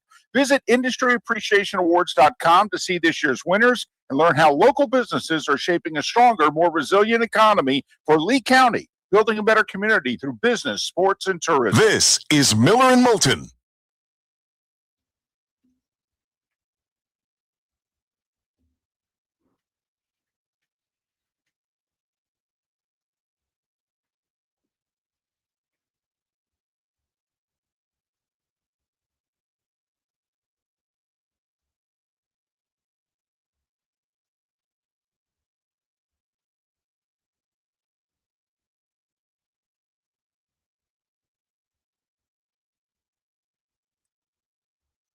I will tell you the one thing about Shedeur, and the interception was god awful, but he throws a pretty ball. When he gets time, it's a very catchable ball. He's a good thrower. He makes a lot of mistakes. I don't know if he'll ever be elite. I do think he can play in the league. I do. I'm leaving this up the entire time because I want to see if David fixes it.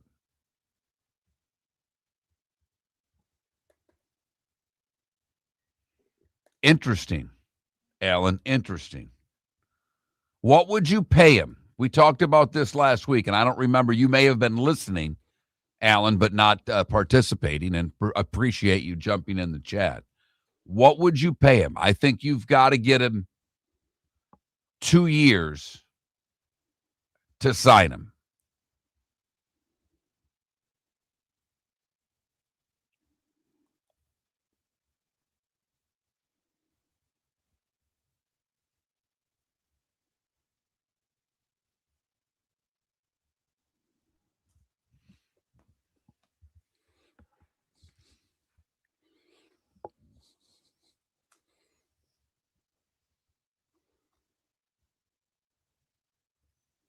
Well done, David. Good job there.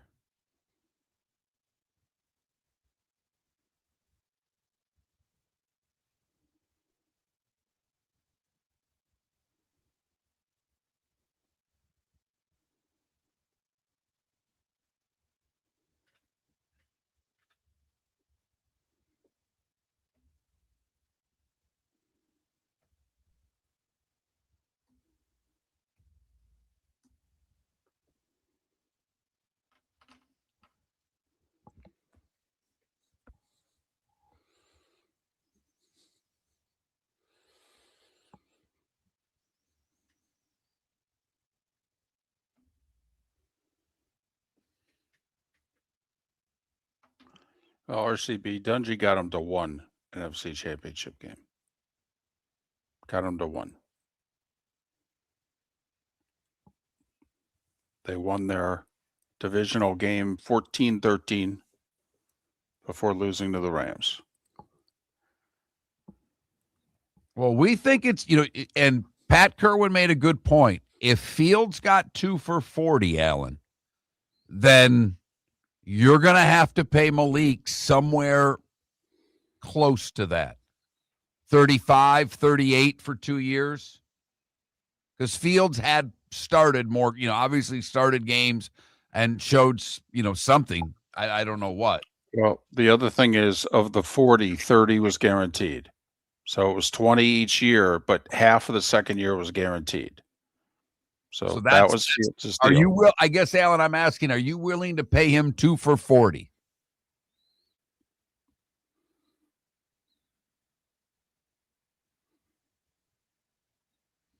Man, New Orleans is blowing their draft pick, but they may. This kid's back-to-back 300-yard games. There's not a lot around him there. No. I understand, Paul, that you can say Fields was overpaid, but here's the thing. That's not how agents work.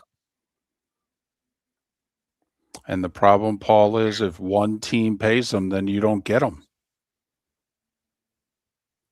I mean, let's be honest. How desperate are you at the quarterback position if you're going after Malik Willis? The answer would appear to be pretty desperate. So are you going to lose them over $5 million a year? Alan, I'm with you, by the way, Alan. I would too. I'd take a chance on Malik. In fact, we can do that this segment. We can go through the teams that need quarterbacks, what's available in the draft, and what's out there. I mean, it's not good. 5 seconds, David.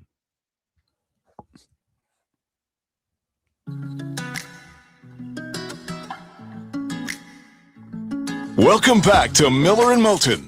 Text the guys what's in your mind at 21,000. That's 21000. And now, here's David Moulton. 22 minutes till the top of the hour. Miller and Moulton, millerandmoulton.com, Miller_Moulton on X. Thanks so much for being with us. So, David, I've got Tankathon in front of me right now. Let's go to the other end. Look, the other end of the NFL. We have plenty to talk about. Tomorrow, I will not be here. David flying solo with a couple of guests. Rod sitting in for me. I've got things that I've got to do, so I apologize for that. Best ofs Wednesday and Thursday.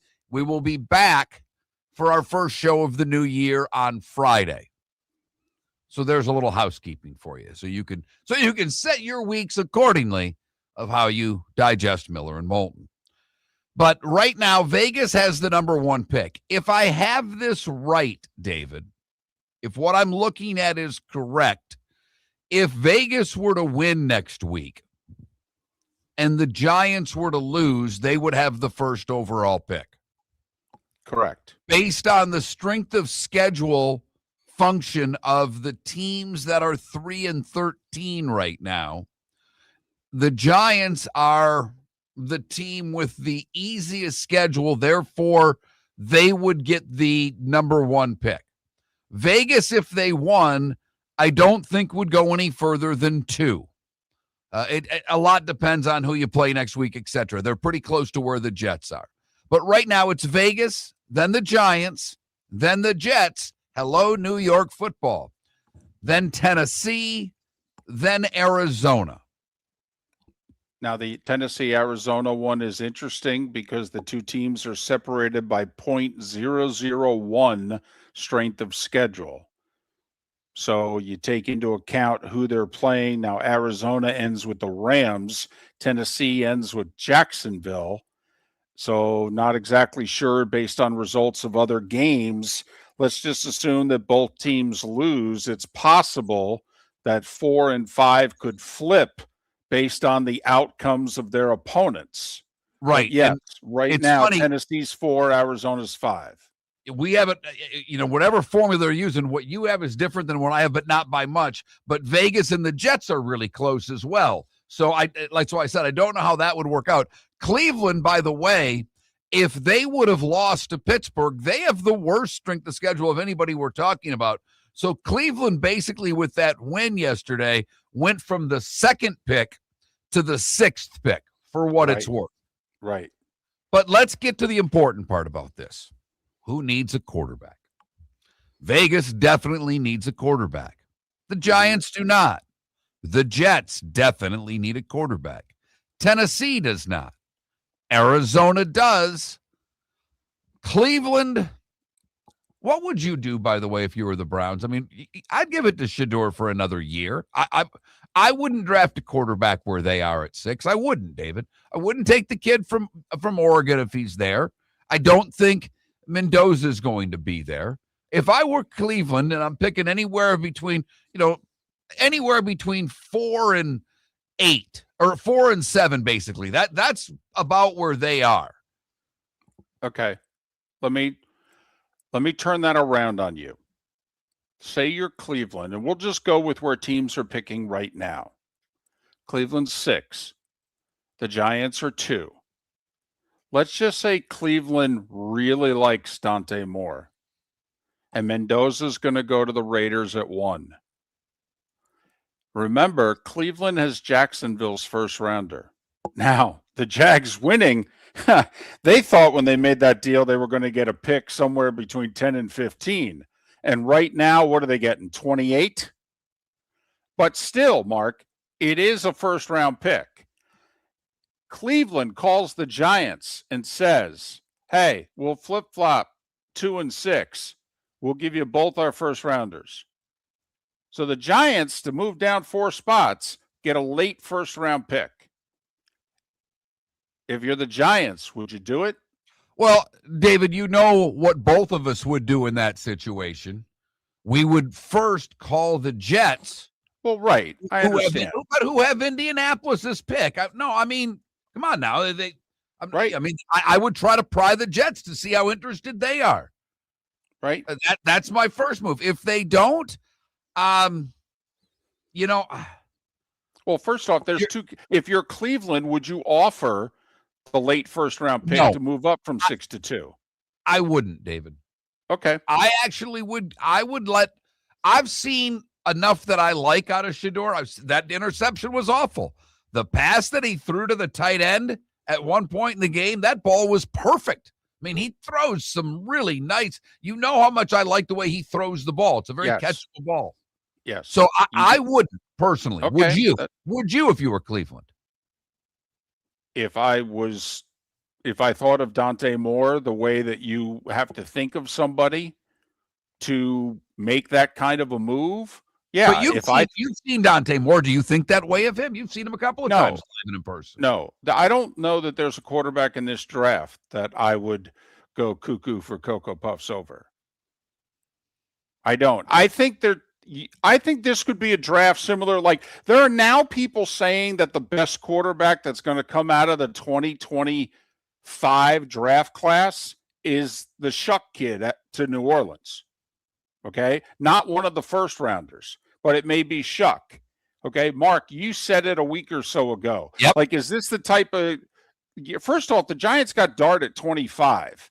They used a 3rd round pick to move back into the 1st round late and take Dart. Okay. But Nussmeier of LSU, most of us think he played the whole year injured. Is there somebody out there like that either you trade back late into the 1st round or you just pick in the early part of the 2nd, which is where the Saints, I think, got Shuck? Okay. I'm not going all in for Mendoza or Moore. Now, that may come back to haunt me, but you asked me, and I'm not doing it for these guys. And I'm not either, for what it's worth. But back to, so the Jets need a quarterback. What are they going to do at 3? Tennessee doesn't at 4. Arizona does at 5. Cleveland and Washington, and now you think about it, Cleveland's at 6. Well, if they want to go with Sanders, they don't have to take a quarterback there. Washington's certainly not taking a quarterback. New Orleans is not taking a quarterback. Right now, by the way, pick 9 belongs to the Kansas City Chiefs, and pick 10 belongs to the Cincinnati Bengals. What's fascinating, David, is at pick 11. It's Atlanta's pick, but you know who has it? The Rams. By the way, the Falcons are picking 11th before they play the Rams. If they lose to the Rams, there's a chance they can move from 11 to 9. Correct. Because of their strength of schedule. So here's the Rams, who not only can help themselves, but they can help themselves in next year's draft by beating the Falcons. And could the Rams be positioned, by the way, where they draft a quarterback because Stafford will be 38 next year, and how much longer is he going to play, blah, blah, blah. Miami with that win, they're now 7-9. They would have been, if they would have lost at 6-10, they would have been the worst 6-10 team. They would have had pick 8. So these late season games have a lot to do with where teams are drafting and what their needs are in the future. But we bring up these quarterbacks because it was asked during the break in either the YouTube or Twitch chat room about Malik Willis. And we talked about this last week. You're going to have to pay him Fields money roughly to get him. That was 2 for $40, 30 guaranteed. It's somewhere in that neighborhood if you want the Cleveland backup. I mean, the Green Bay backup. I'm sorry. Because Mac Jones, you'd have to trade for. San Francisco, we don't think, and stop me if I'm wrong, David, but I believe you and I don't think that the Niners are going to move him. Not at all. Purdy's gotten hurt 3 of the last 4 years, and Shanahan loves him. They know what a steal they have at backup quarterback. He's making like $3 million a year. Are you kidding me? It might be the best. Might be, in terms of talent and contract, the best backup quarterback situation in the league. Jameis has got another year left in the Giants. You'd have to trade to get him if that's what you want as a backup. So you're left with what? Tua? Russ? I mean, if somehow Indianapolis doesn't get a deal done with Daniel Jones because now he's injured, how's that going to work out? Joe Flacco? I mean, that's kind of what you're looking at here. So there's not a lot there, and there are obviously teams that need QBs. So I don't know what's going to happen by the time we get done with the combine and all. And, if Nuss ends up going and playing in the Senior Bowl, maybe he climbs to late first round. But right now, when you're looking at quarterbacks, right now what I'm seeing is two guys with first-round grades. Not first-round grades. Two guys being put in mock drafts in the first round. First-round grades is a strong statement. But right now, we've got Dante Moore and we've got Mendoza. Those are the two guys that are projected to be first-round quarterbacks. We'll see how this all shakes out between now and April. But there are more teams that need quarterbacks than there are quarterbacks available. And it's not close. Maybe it's because a lot of the teams that I've rooted for have been bad. And so I punish myself by remembering the late, quote unquote, meaningless late season wins that cost my team's draft position. This is the second year in a row with 2 weeks left in the regular season. The Giants were in position to get the first overall pick. They won a game last year against the Colts. That dropped them down to Abdul Carter. They won this game now. That takes them out of the 1 slot, puts them in the 2 hole. Now it gets really dangerous. Okay, if the Cowboys mail one in, which is always possible, the Giants could drop from 2 to like 6 with a win this coming weekend. I mean, now they're getting into very dangerous territory. Dolphin. Okay, you feel good about the win against the Bucks? Come on, you do. You're a fan. You like winning. Yeah. Remember what Mark just said? If you had lost that game, you'd be in line for the 8th overall pick right now. You know what pick you're getting instead right now? 12. Do you know what else that win did, Mark? I think it all but assured. Mike McDaniel's coming back as coach. That's what I was thinking while watching the game. By the way, I was definitely wrong when it came to the amount of Bucks fans that I thought would make the trip. There were a lot of Bucks fans there. Yeah. They drove back to Tampa incredibly disappointed, but the fact that ticket prices didn't really drop for that game surprised me. And the place looked relatively full, and it was a lot of folks from Tampa. Do you think Bucks fans treated themselves to a little Christmas gift? Treated themselves to a little stocking stuffer when they saw the schedule come out and what have you? Because, I mean, think about it. How many road games do Bucks fans get to go to? I mean, what's Atlanta? A 6-hour drive? Right. You know, they don't play in Jacksonville very often. So they don't play in Miami very often. So on a regular basis, the closest road game is a 6-hour drive. You are right. And who knows? You know, I mean, and they could have, because the night before the game was a Lightning Panthers game. For a Tampa sports fan, that's a fun little road trip weekend. And oh, by the way, I know it's an Overreaction Monday, but Tampa and Florida had already played this year.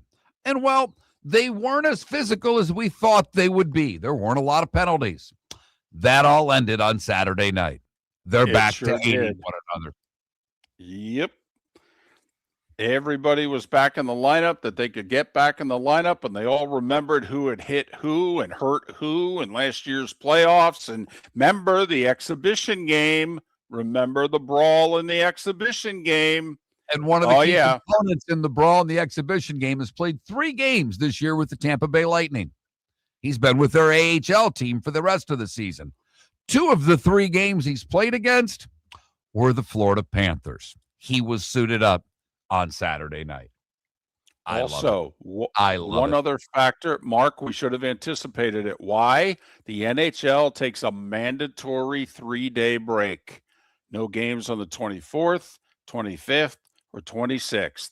So literally, when just about the whole league put on the skates Saturday the 27th, they had a minimum of 3 days off, and some had 4.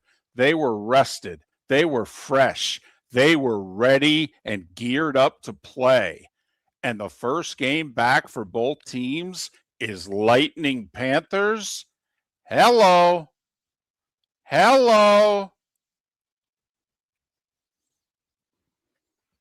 And both of them starting to play pretty good hockey as we're getting ready for the second half of the NHL season. Miller and Moulton, the final Overreaction Monday of 2025. Love to hear what you think on the text line. Thanks for listening. The 2025 Industry Appreciation Awards in Fort Myers have wrapped up, but the celebration of business excellence continues, hosted by the Lee County Economic Development Office, Horizon Council, and Horizon Foundation. This annual event honors the innovators, job creators, and community builders driving the region forward.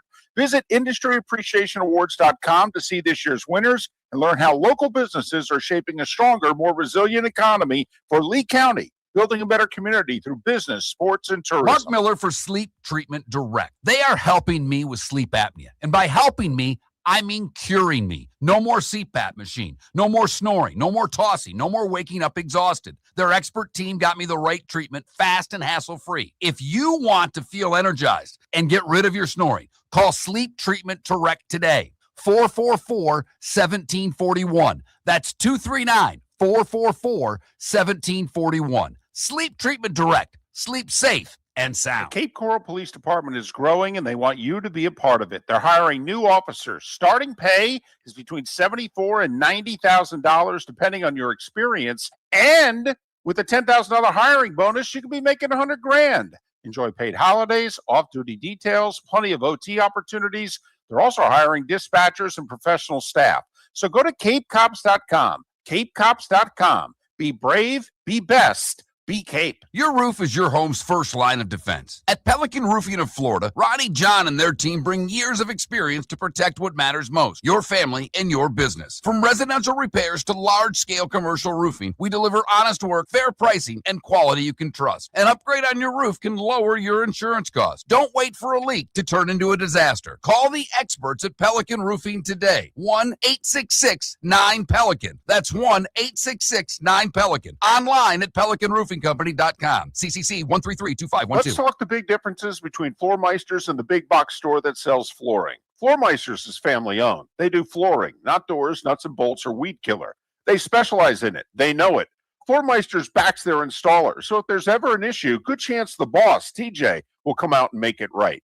Floor Meisters prices beat the box stores every day of the week. When you think flooring, think Floor Meisters in Naples. FloorMeisters.com. Real people, real prices, real quality selection. The Floor Meisters, just keeping it real. Football season is back, and celebrate your game day with Jimmy the Beef Guy. We're talking tender, juicy Chicago beef sandwiches. Whether your party's for 10, 100, or 200, bring game day to your house with Jimmy the Beef Guy. The catering packages come with the beef, the gravy, the peppers, the bread, everything you need. 2 convenient locations, Fort Myers and Bonita Springs. Skip the ordinary and bring the beef. Jimmy the Beef Guy, Chicago flavor, Southwest Florida style. Call today or visit jimmythebeefguy.com. Tell him Miller and Moulton sent you. This is Miller and Moulton.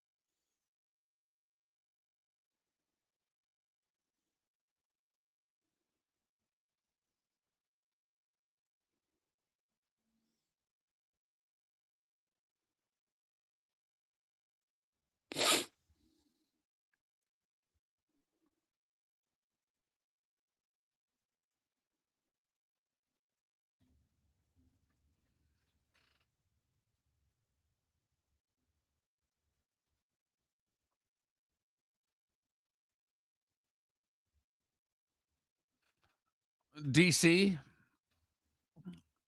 I'm sorry. You think Kyler Murray, and I'm being, you actually think he's a good will be grinning in the end? Because I don't think he can play a lick. If he can't run, he's useless.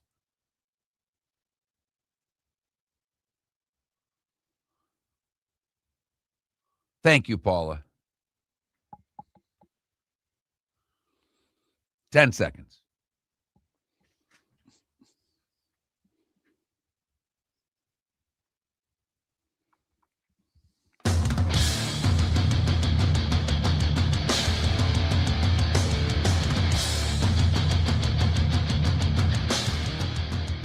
You're listening to Miller and Moulton, coming at you from the Floor Meister Studios. Floor Meisters, keeping it real. And now, here's Mark Miller and David Moulton. Halfway home on this Overreaction Monday. Thanks so much for being with us. Miller and Moulton, millerandmoulton.com, Miller_Moulton on X. Kicking a lot around on this final Overreaction Monday of 2025. All right. Here's the snapshot in time. All right. This is what this segment's going to be. This is the snapshot in time heading into Monday Night Football. Denver's the 1. They beat the Chargers. They're the 1. They lose to the Chargers. New England's the 2. If New England beats the Dolphins, New England would be the 1. If New England loses and the Jags win, the Jags leapfrog the Patriots. If both the Broncos and Patriots lose at home to division opponents and the Jags win, the Jags would vault all the way up to the 1. But assuming that all 3 teams at home win division games, Denver would be the 1, New England would be the 2, and Jacksonville would be the 3. Jacksonville needs to beat Tennessee, or else Houston, currently the 5. By the way, how about the Texans, Mark? What were they on the season? All right, 3-5 and trailing 29-10 in the fourth quarter to the Jags. And since then, they haven't lost. And now they're at 11-5, and they're the best wild card team in the AFC. They're the 5. If Jacksonville stumbles and Houston beats the Colts in Houston, and don't be surprised if the Colts go back to Riley Leonard now that they're out of it, Houston could leapfrog from the 5 to the 3. They can't do any better than that. We all know the 4 is the winner of the Ravens-Steelers game in Pittsburgh. So Houston controls whether or not they can be the 5. Right now, the Chargers are the 6, but the Chargers are underdogs in Denver. The Bills are the 7. They're playing their last home game, and likely their last home game, because first off, right now they're the 7, and it looks like the best they can climb up to is, well, technically 5, but probably 6. So remember, Bills move into a new stadium next year. So it'll be actually pretty raucous and pretty emotional Sunday in Buffalo, yet we don't know if Josh Allen, nursing a foot injury, and other Bills will play, considering they can't help their seeding much, if at all. So Houston, the Chargers, and Bills, Mark, right now are 5, 6, and 7. Seattle with the win over Carolina, they're the 1. Chicago and Philly are tied for 2. Chicago owns the tiebreaker because they beat them head-to-head. So it'd be Seattle, Chicago, Philadelphia if the playoffs started today. And barring a 3-way tiebreaker in the South will come down to Carolina at Tampa for the 4 seed late Saturday afternoon. All right, let's just focus on the AFC for a second, David. I want some truth serum out of you. Now, I think the Jags will win. I think the Broncos will win, but I think the Broncos are the most likely team. If I were to say one of the 6 teams, Steelers, Ravens are their own thing. Of the other 6 teams, because someone's got to lose, Broncos or Chargers, and I guess other 5 teams, the Broncos, because they're playing the best team, the Broncos are the most likely to lose if anyone were to lose. So the Jags could end up with being the 2 if the Chargers win. And obviously, if you're the 2, but if you're the Jags, and I told you could be the 2 and play Buffalo, you could be the 3 and play Buffalo, because if they're the 3, that means the Broncos will have beaten the Chargers, and the Bills very likely would end up being the 6th seed. Or you lose, and you lose the division. And I know inside they want to win the division, get a home game and all the money and all that stuff, la, la, la, la, la. Or you could be the 5 and play the winner of Ravens Steelers. Which scenario is the most likely for the Jags to win a playoff game? I think I know if what I'm you think. if I'm the Jags, I'm looking for you to create another scenario in which Buffalo also loses, and somehow instead of me playing Buffalo at home, I get to play the Chargers, because that's who I want to play. They don't have any offensive tackles. Okay, I want to play the Chargers at home. We already did that this year. I think the Chargers are still trying to cross midfield. Okay, so then what you're saying is you need the Dolphins to beat the Patriots, the Jags to win and be the 2, and the Broncos win and you get the Chargers. I got you. But that's, it's crazy because obviously if you're the Jags, you want to win the division. You want a home game for your fans. There's a lot of money at stake for that. But damn, it looks like if you win the division, the odds are you're going to be the 3 and you're going to get the Bills. I mean, that's the most likely scenario going forward for the Jags. Right.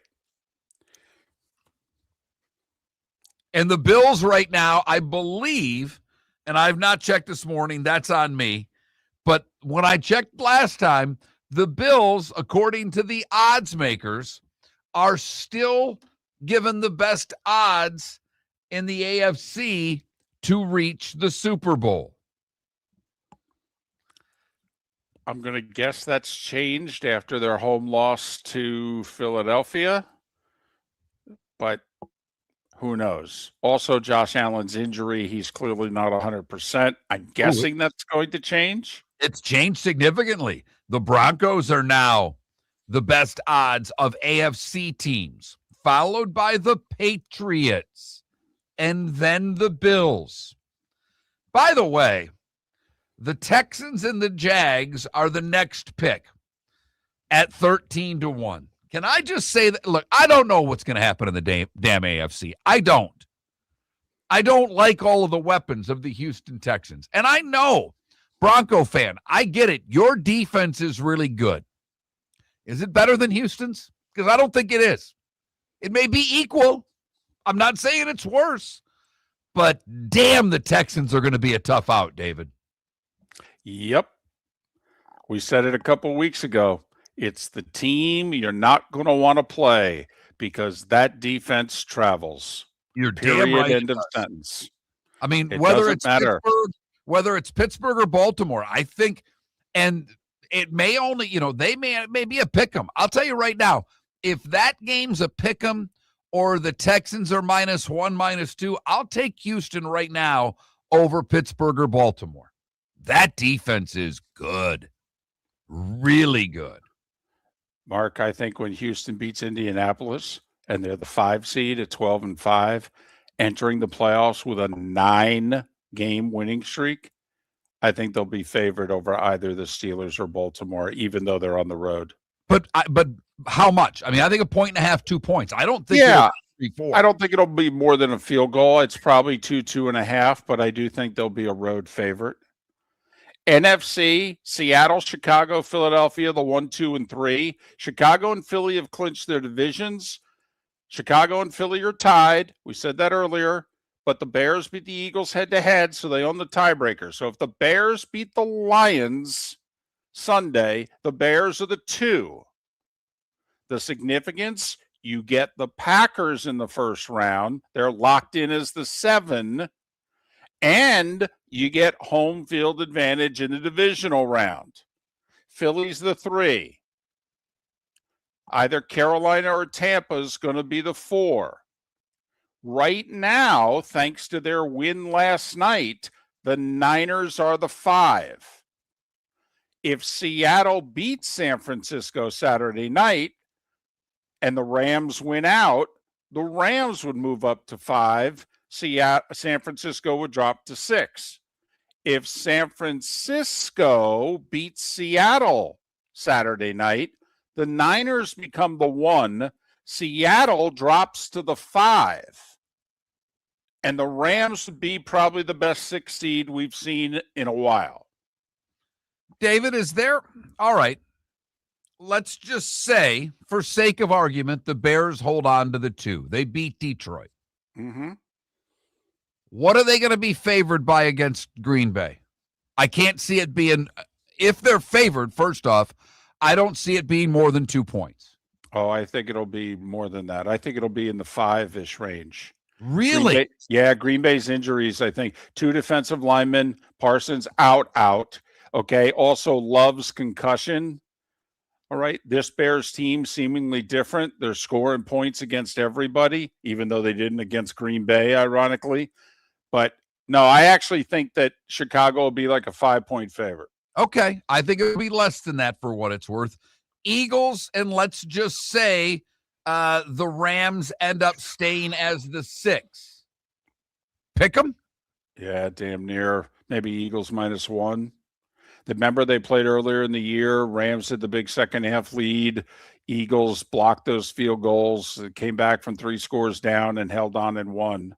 And whoever the 5 is going to be favored over the Panthers. Okay, so you say the Bears will be, a significant favorite, but it wouldn't shock anybody if the Packers won that game. I think we could see all 3 wildcard teams win. That's what I was getting at. In the NFC?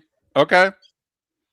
All right. Don't know if I'll pick that, but how surprised would anyone be if the Niners, Rams, and Packers all win their first playoff game?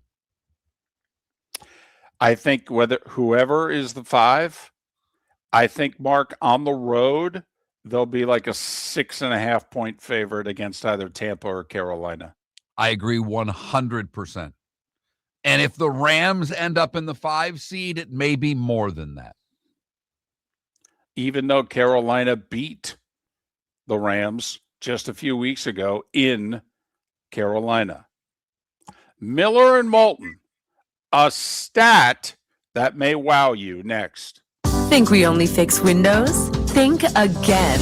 Your local Glass Doctor Home and Business does so much more to upgrade your home. We custom build stunning shower and bath enclosures, install sleek glass doors and windows, and can bring fresh life to foggy or cracked panes.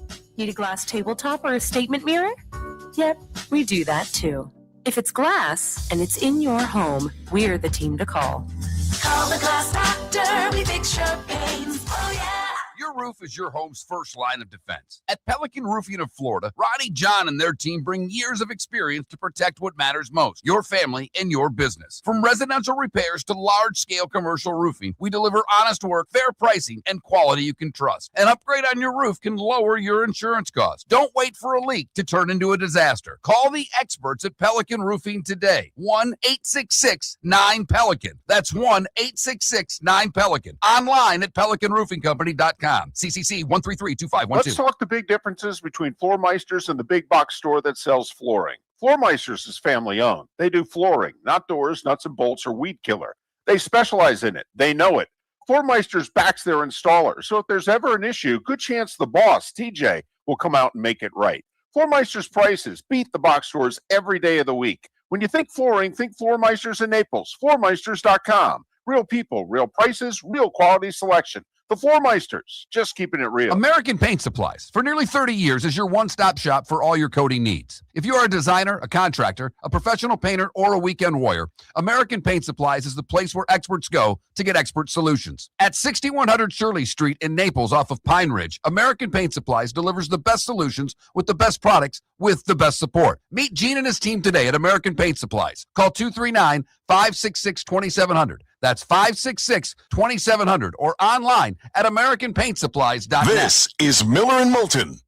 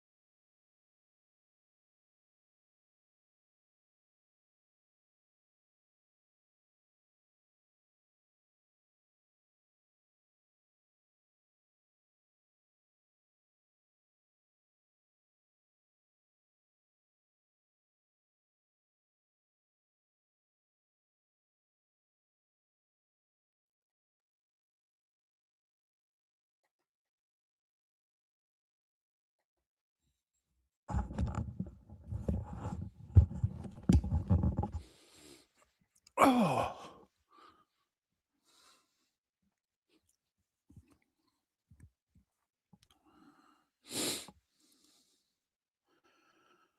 Phew.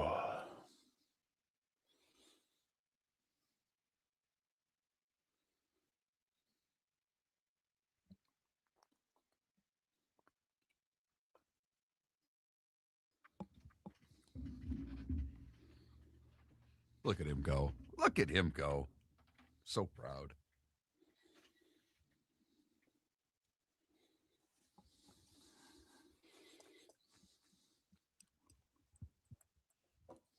Well done, David. Like I've told you many times, I don't know how to do it, but if you show me once, sometimes twice, I usually can pick up on it, especially since it is really easy. No, actually, Deadstroke, I can't because because even with that, I literally have to hire we have to hire two people when I take a day off. One to run the board, and then another to upload everything for the podcast.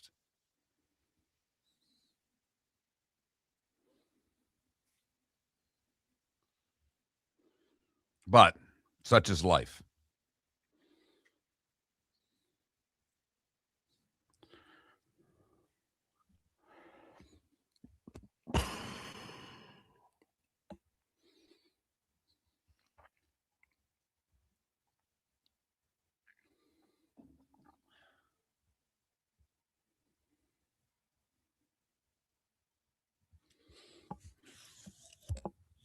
I think Green Bay totally mails one in Sunday.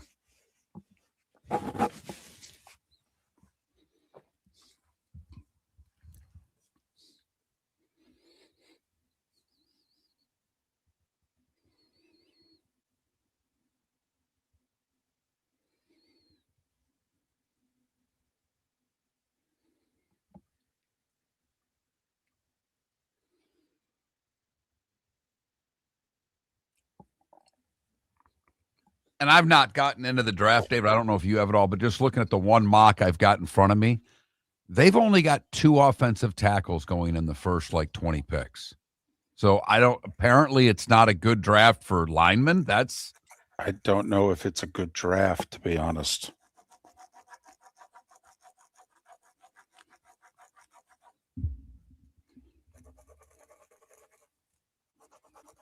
Golly, what's going on? No, I never work it back.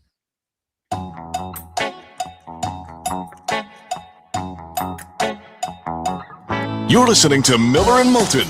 And now, here's Mark Miller and David Moulton. 21 minutes past the hour.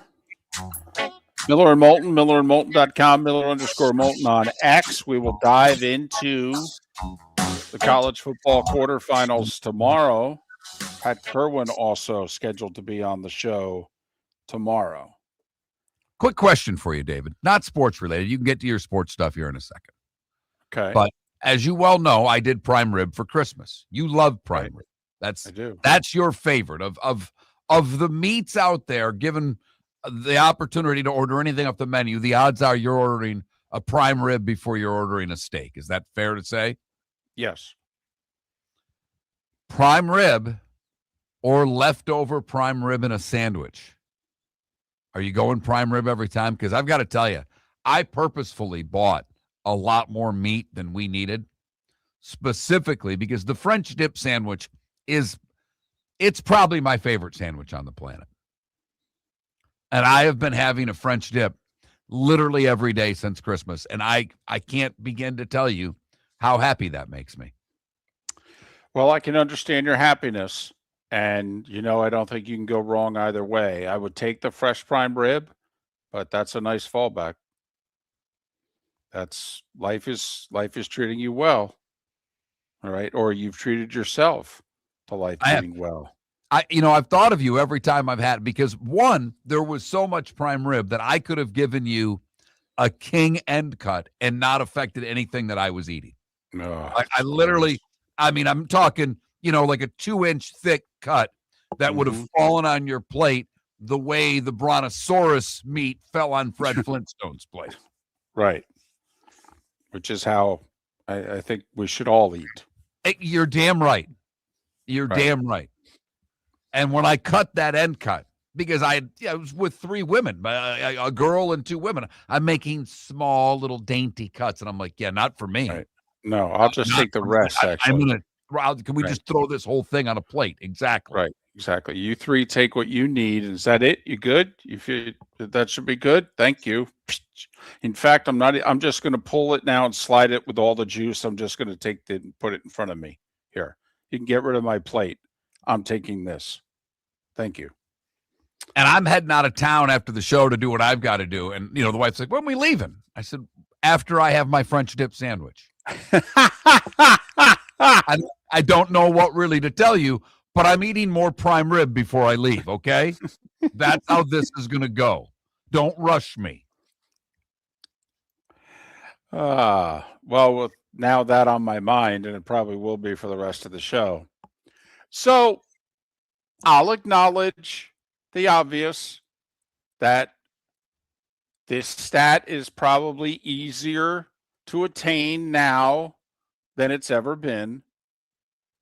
However, and I know we played 14 games in the NFL into the mid-70s during the season, and we played 16 games for, over 40 years into the early 2020s.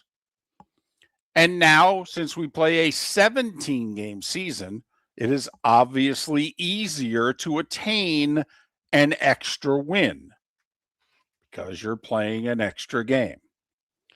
Mark, up until yesterday, there had only been 4 quarterbacks in the history of the league to ever lead their teams to consecutive 13-win seasons.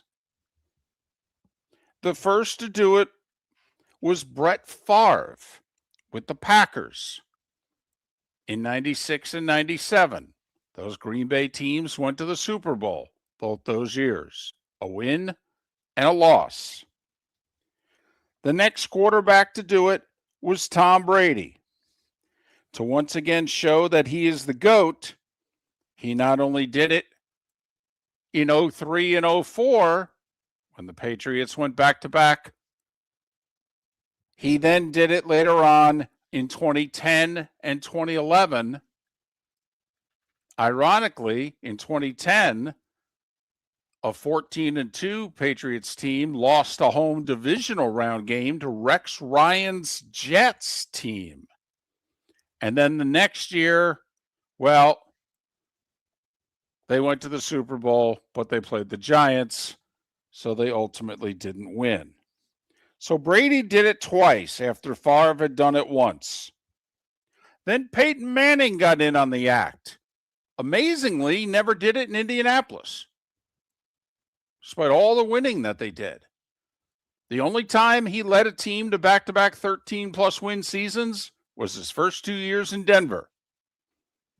And they were the 1 seed both years in the AFC playoffs. First time around, they lost to Baltimore. The second time around, they went to the Super Bowl. They got blown out by Seattle. Then Aaron Rodgers did it, Mark, in 3 consecutive seasons, 2019, 20, and 21. And now we're talking Favre, Brady, Peyton, and Rodgers. And now, Mark, there's a 5th quarterback who's led his teams to back-to-back 13-plus win seasons. And it's Sam Darnold. And yes, obviously, he's done it with 2 different teams. And even though he's had an extra game to work with, he actually, remember last year, what were the Vikings going into the final game of the year? 14-2. What are the Seahawks this year going into the final game of the year? 13-3. He hasn't needed the extra game, even though it's been on the schedule. He could not only join the club, but David, if I'm not mistaken, be the only one to have joined the club and not won a division in doing so. Well, I mean, they didn't win the division last year because Detroit beat them in that last game. And if San Francisco wins on Sunday night, or Saturday night, rather, that will be the division title for the Niners. So he will have back-to-back 13-plus win seasons, albeit with 2 different teams, and will be a wild card each time. Crazy. It's possible. It is possible. What are they, slight favorites Saturday night? By the way, people were getting a bunch of media folks getting all bent out of shape about the NFL scheduling this coming weekend. Were you okay with it? I mean, they gave ABC, ESPN a bone. They gave them there are 3 games that seemingly have tremendous, at something at stake. And they gave ESPN, ABC 2 of them. They give them Carolina, Tampa, which as of this moment in time is a winner-take-all game for the NFC South. The Falcons may get in the middle of that by forcing a 3-way tie, and that would favor Carolina. And then obviously the winner-take-all wins the NFC West. They're the number 1 seed, losers a 5 or a 6 between Seattle and San Francisco. Sunday Night Football got Steelers-Ravens. You, and for what it's worth, Miller and Moulton were texting back and forth, playing the what would you do if you were a network executive. And it's Mark one of our favorite games. For the record, Yeah. It is a fun game. We don't ever really get that on air, but it is a fun game that we've played going back to David working with the SEC. This is something we've been doing for at least a dozen years. Yes, if you were running the SEC or if you were running the NFL, here's your options. What would you program? And it was more fun with the SEC when only one game, CBS got the one game. It's like, all right, you're going to take this game, but you're giving ESPN this game. Right. So that was more fun. But I will say I got a text from a buddy of mine at halftime that said, well, considering NBC just spent 90% of their halftime talking about the Ravens-Steelers game next week, I have a feeling that's going to be NBC's game on Sunday. And sure enough, an hour and a half later, it was. It was a no-doubter for me. I know that Seattle and San Francisco have better records. I get it. But the Steelers and the Ravens, if it's not the best rivalry in the sport or the biggest, it's second to Packers-Bears. It's the game that I'm going with. I think that game would have gotten the most eyeballs if they were all on at the same time. The 2025 Industry Appreciation Awards in Fort Myers have wrapped up, but the celebration of business excellence continues, hosted by the Lee County Economic Development Office, Horizon Council, and Horizon Foundation. This annual event honors the innovators, job creators, and community builders driving the region forward. Visit industryappreciationawards.com to see this year's winners and learn how local businesses are shaping a stronger, more resilient economy for Lee County, building a better community through business, sports, and tourism. American Paint Supplies, for nearly 30 years, is your one-stop shop for all your coating needs. If you are a designer, a contractor, a professional painter, or a weekend warrior, American Paint Supplies is the place where experts go to get expert solutions. At 6100 Shirley Street in Naples off of Pine Ridge, American Paint Supplies delivers the best solutions with the best products with the best support. Meet Gene and his team today at American Paint Supplies. Call 239-566-2700. That's 566-2700 or online at AmericanPaintSupplies.net. Let's talk the big differences between Floor Meisters and the big box store that sells flooring. Floor Meisters is family owned. They do flooring, not doors, nuts and bolts, or weed killer. They specialize in it. They know it. Floor Meisters backs their installer, so if there's ever an issue, good chance the boss, TJ, will come out and make it right. Floor Meisters prices beat the box stores every day of the week. When you think flooring, think Floor Meisters in Naples. FloorMeisters.com. Real people, real prices, real quality selection. The Floor Meisters, just keeping it real. Mark Miller for Sleep Treatment Direct. They are helping me with sleep apnea. And by helping me, I mean curing me. No more CPAP machine. No more snoring. No more tossing. No more waking up exhausted. Their expert team got me the right treatment fast and hassle-free. If you want to feel energized and get rid of your snoring, call Sleep Treatment Direct today. 444-1741. That's 239-444-1741. Sleep Treatment Direct. Sleep safe and sound. This is Miller and Moulton.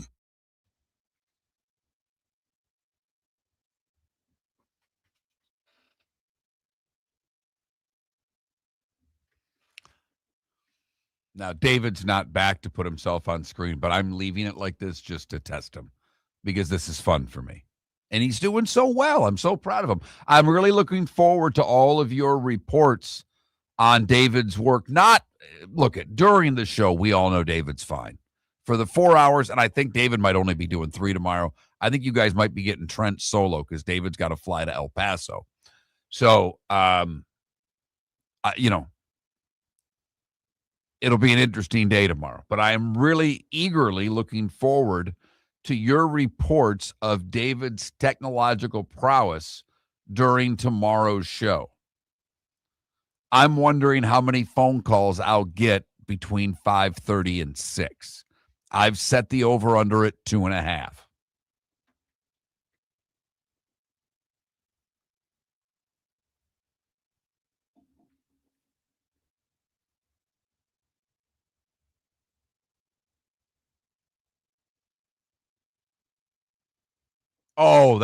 Absolutely he will, Sonny. I'll take that bet all day long. You understand, Deadstroke, I'm pretty sure I bought the keyboard for him. I think I just ordered it and sent it to him.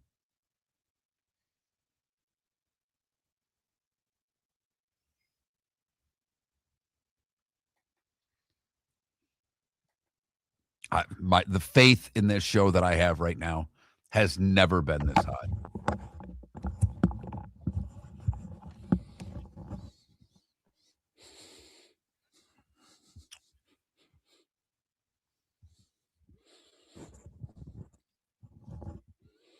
I eat on the show every day. We were talking about the technology tomorrow, and I told everybody I'm looking forward to getting their grade on you tomorrow. I said, I'm not worried about any time after the music plays in the show. What I'm curious about is everybody of his technological grade of cameras on, getting guests on. You got to get Pat on. You might have to get Bud. There's a lot going on there, David. Well, I'll send them the invite. And I'm assuming that once they appear in the lower part of my screen here, I just bring them on. Yep. Yes. So and then I change the media asset. Now with Pat, Pat's got his own thing there. If you look at it, David, because Raj has got to be on camera in order for this whole thing to work. Yeah, I see. And Bud's got his own thing. And that I don't do Bud's. Just do the 3-person for everybody else, David, because Bud's is outdated. I've not fixed it. I think I've still got him doing stuff he doesn't do. Okay. It still could be with CBS Sports or whatever. So just I should do 3-person. So 3-person for everybody except Kerwin. Correct. Okay. I've left it at 2.5, Robes. That's combined. That's combined between David and Raj.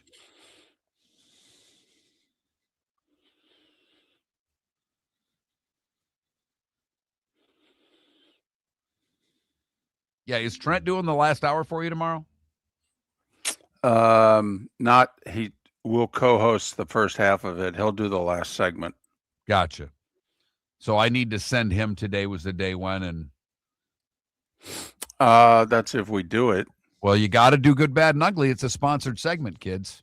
Well, send it to me then, because I'll do it in the middle segment.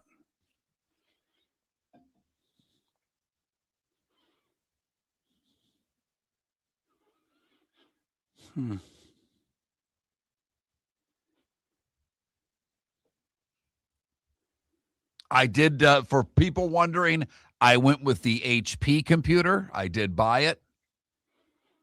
Should be at my house tomorrow.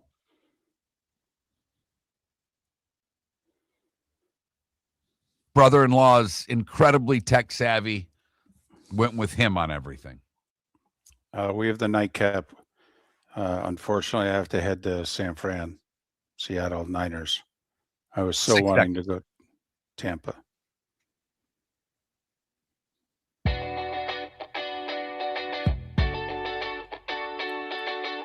You're listening to Miller and Moulton.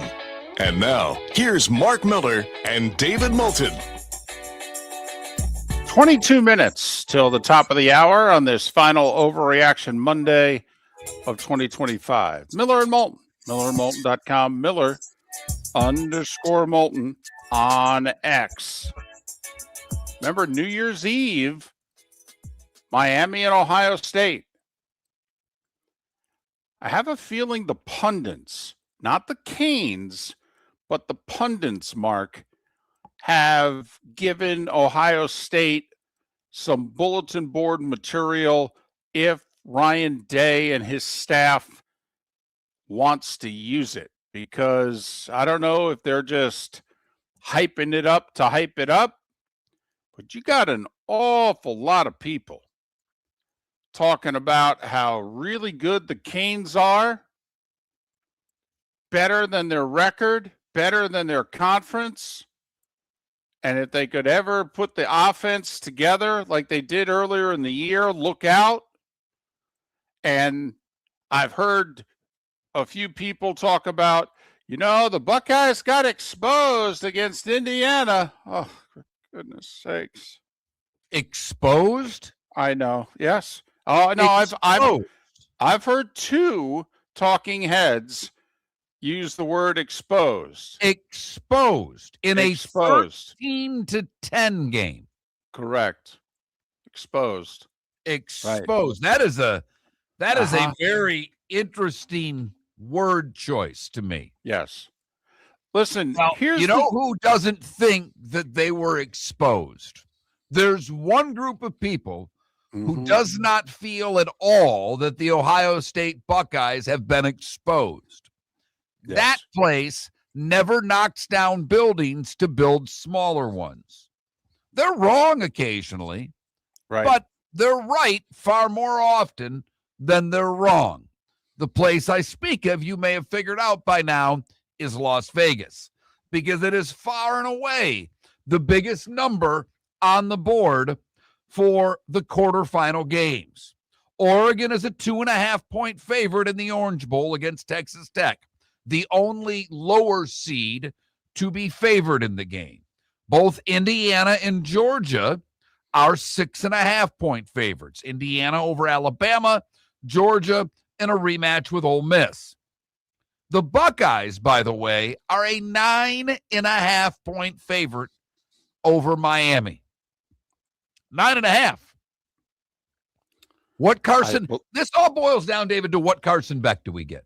Because the Ohio State defense is elite. It is. It is incredibly well coached. It's got at least 2 first-rounders on the field. They're good. They're really good. So what Carson Beck do we get? Because Carson Beck is prone to make mistakes. You know, when you talked about earlier in the show, we were talking about the Jags, and Trevor in the second half yesterday struggled with his accuracy after being really good early in the game. Why? They were getting pressure on him. They were taking him off his spot. Well, David, if you take Carson Beck off his spot and force him to move around, he likes to throw the ball to the other team. He did it at Georgia. He did it a couple of times this year with Miami. Ohio State's going to move him from his spot. Can Carson Beck protect the football for Miami? I think it's the most important part of the game for the Canes. I will say, I think it's a little bit better matchup than Vegas has it being in this respect. Ohio State didn't have a consistent running game against good teams all season. Therefore, do you really expect them to run the ball effectively against the Canes?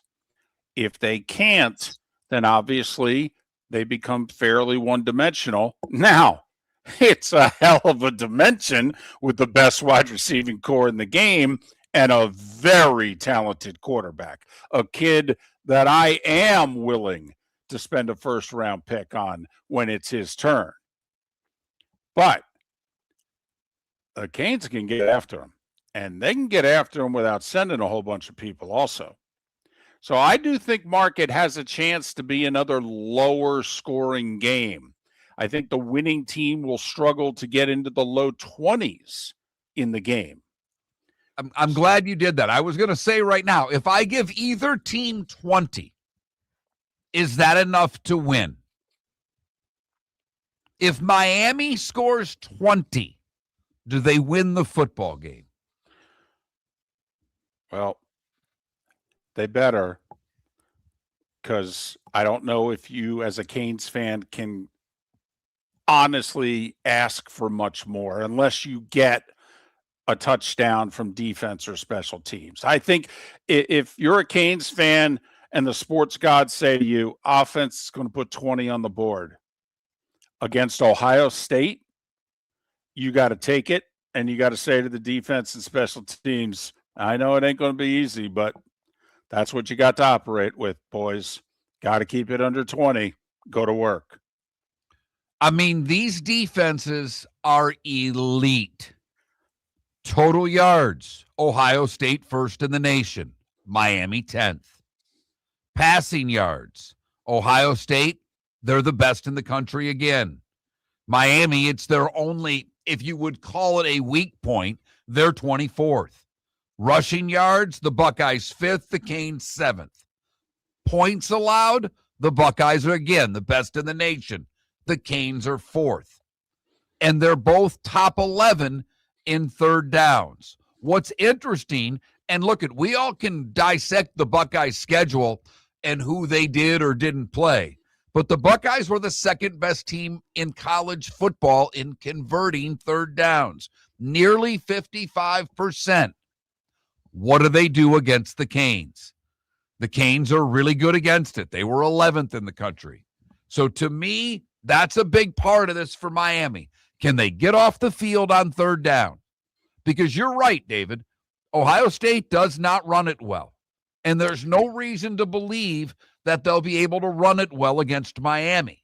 Right. Now, they may break a run or two, but I think to ask them to consistently run 4 or 5 yards a carry against Miami is unrealistic of an ask. The other thing I will say, Ohio State's pass rush is not as amazing as you think it is.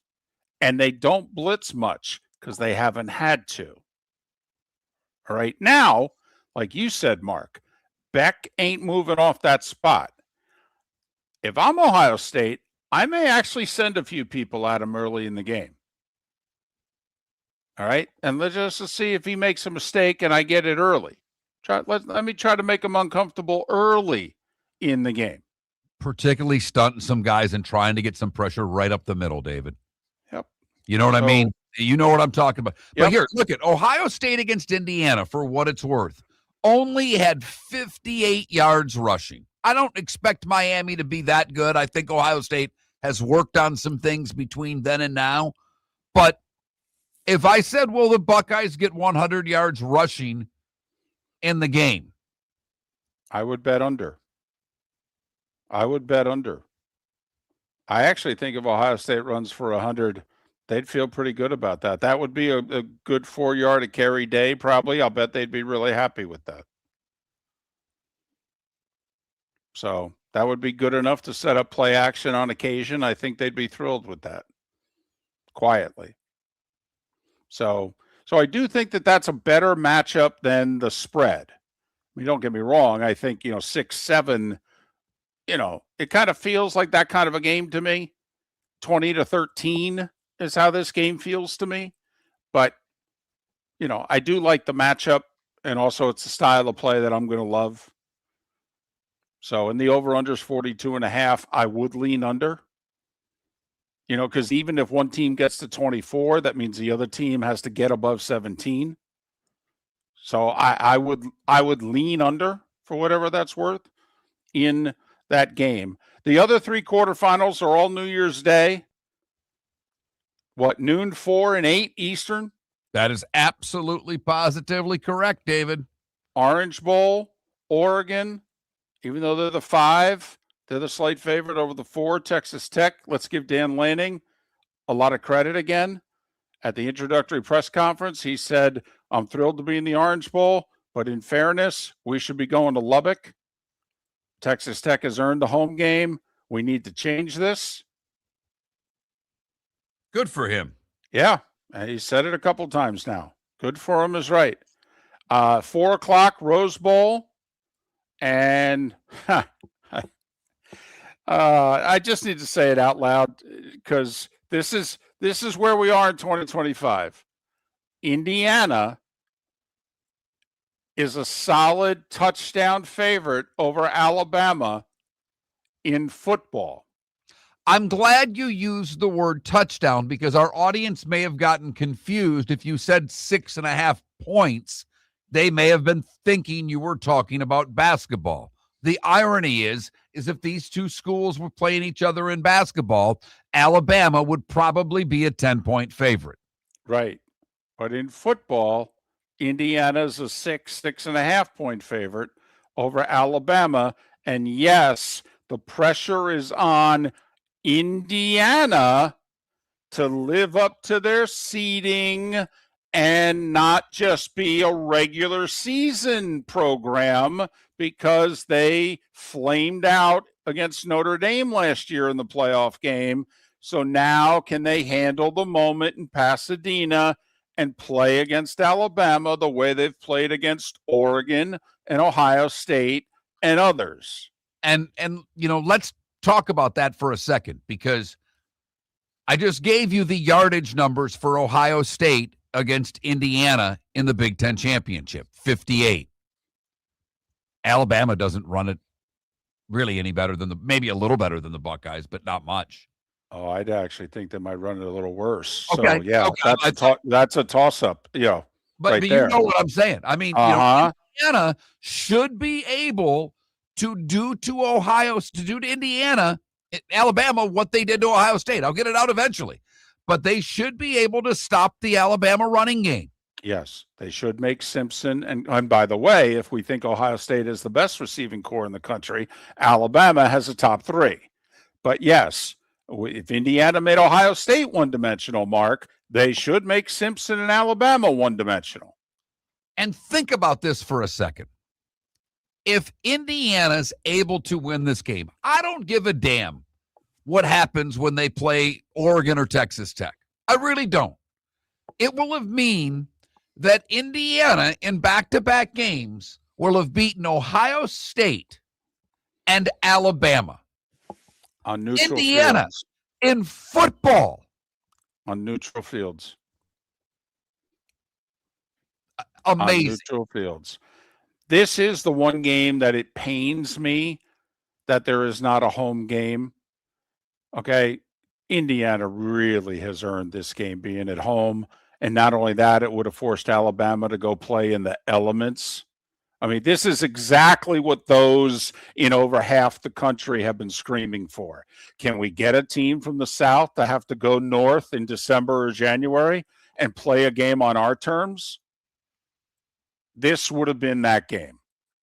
I will tell you that if you want to see the closest game of the quarterfinals in terms of a spread, you can go see it for not a whole lot of money.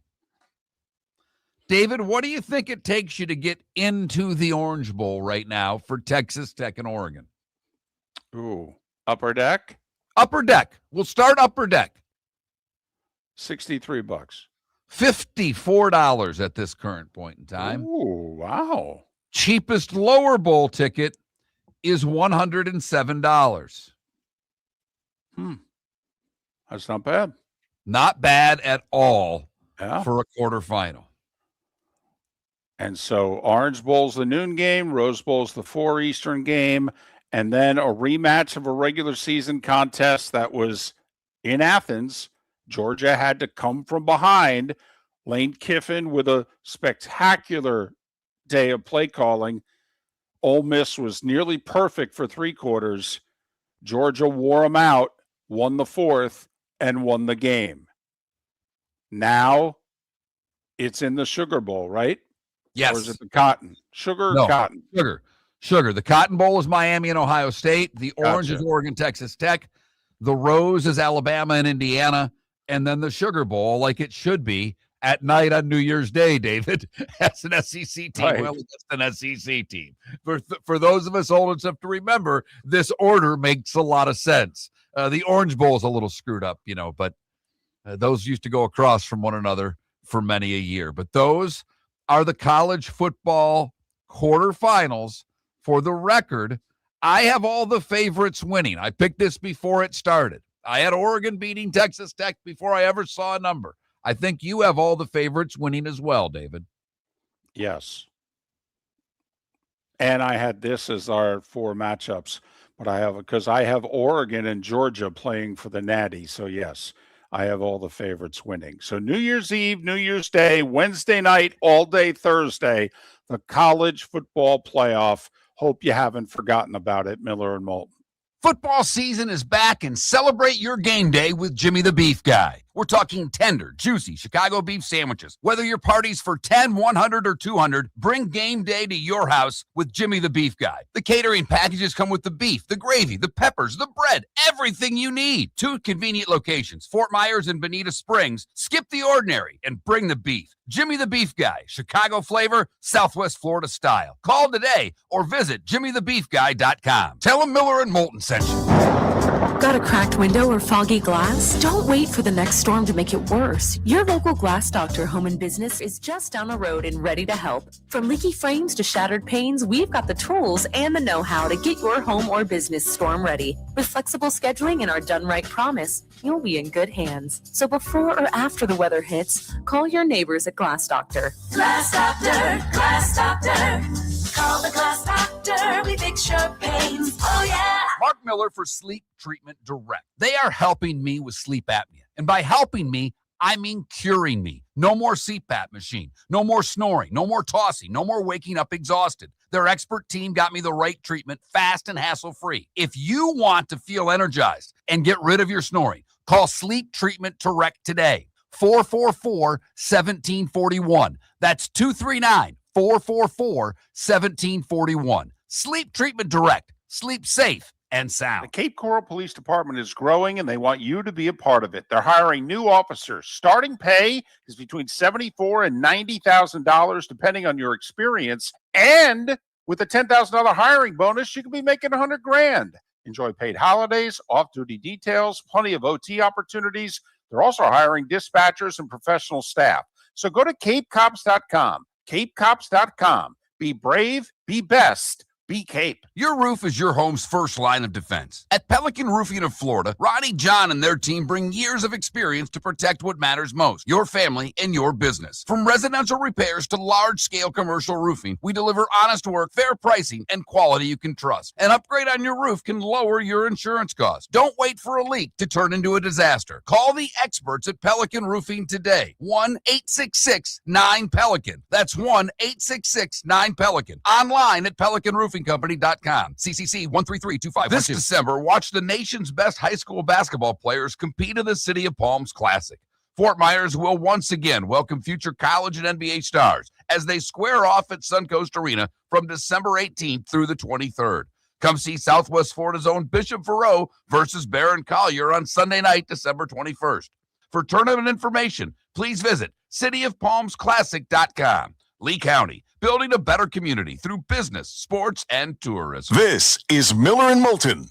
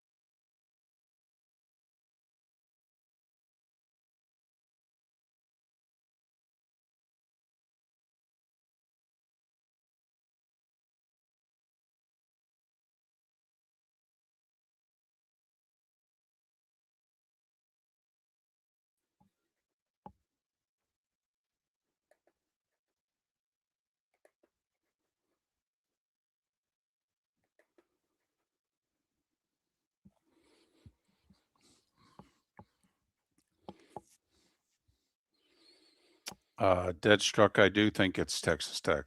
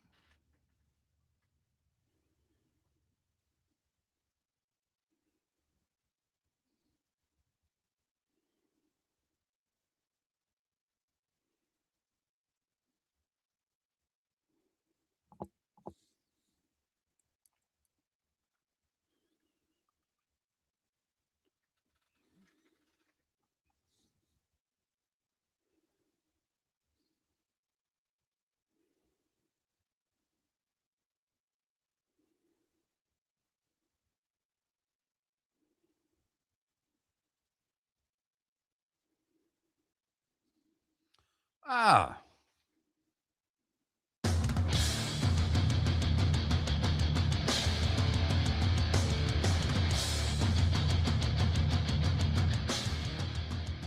You're listening to Miller and Moulton, coming at you from the Floor Meister Studios. Floor Meisters, keeping it real. And now, here's Mark Miller and David Moulton. It is the Diamond District bonus hour on this final Overreaction Monday of 2025. Miller and Moulton, millerandmoulton.com, Miller_Moulton on X. Kicking it around as, well, week 17, all but in the books. The real significance of the Monday Night Football game tonight, if you're the Bucks, you need the Rams to win. You got to get pesky Atlanta out of the way. Atlanta's eliminated from the playoffs, but if by chance the Falcons do what the Saints are doing, Saints have rattled off 4 in a row. Atlanta's won 2 in a row. If by chance Atlanta wins tonight and then Sunday against New Orleans, they'll finish at 8-9, and that will automatically give the NFC South to Carolina. Doesn't matter if Tampa beats them or not Saturday. So how funny could that be? Let's just say the Falcons pull the upset tonight. Tampa beats Carolina early evening Saturday, and then Tampa Bay can't celebrate too hard because they need New Orleans to beat Atlanta on Sunday.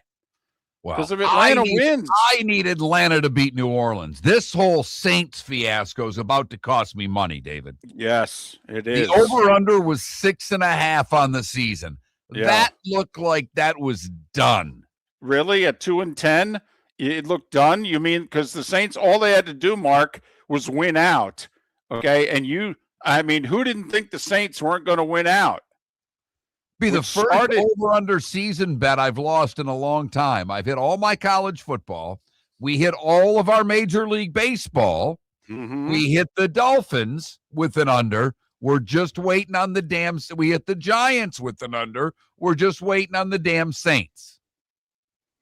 And we, got a little cocky, a little confident with a 6.5 over and under when they were 2-10, and they were in position for the number 1 or 2 pick of the draft. Right, and Tennessee built a little lead up on Sunday, too, just to tease you a little bit more, and they came from behind to win that game.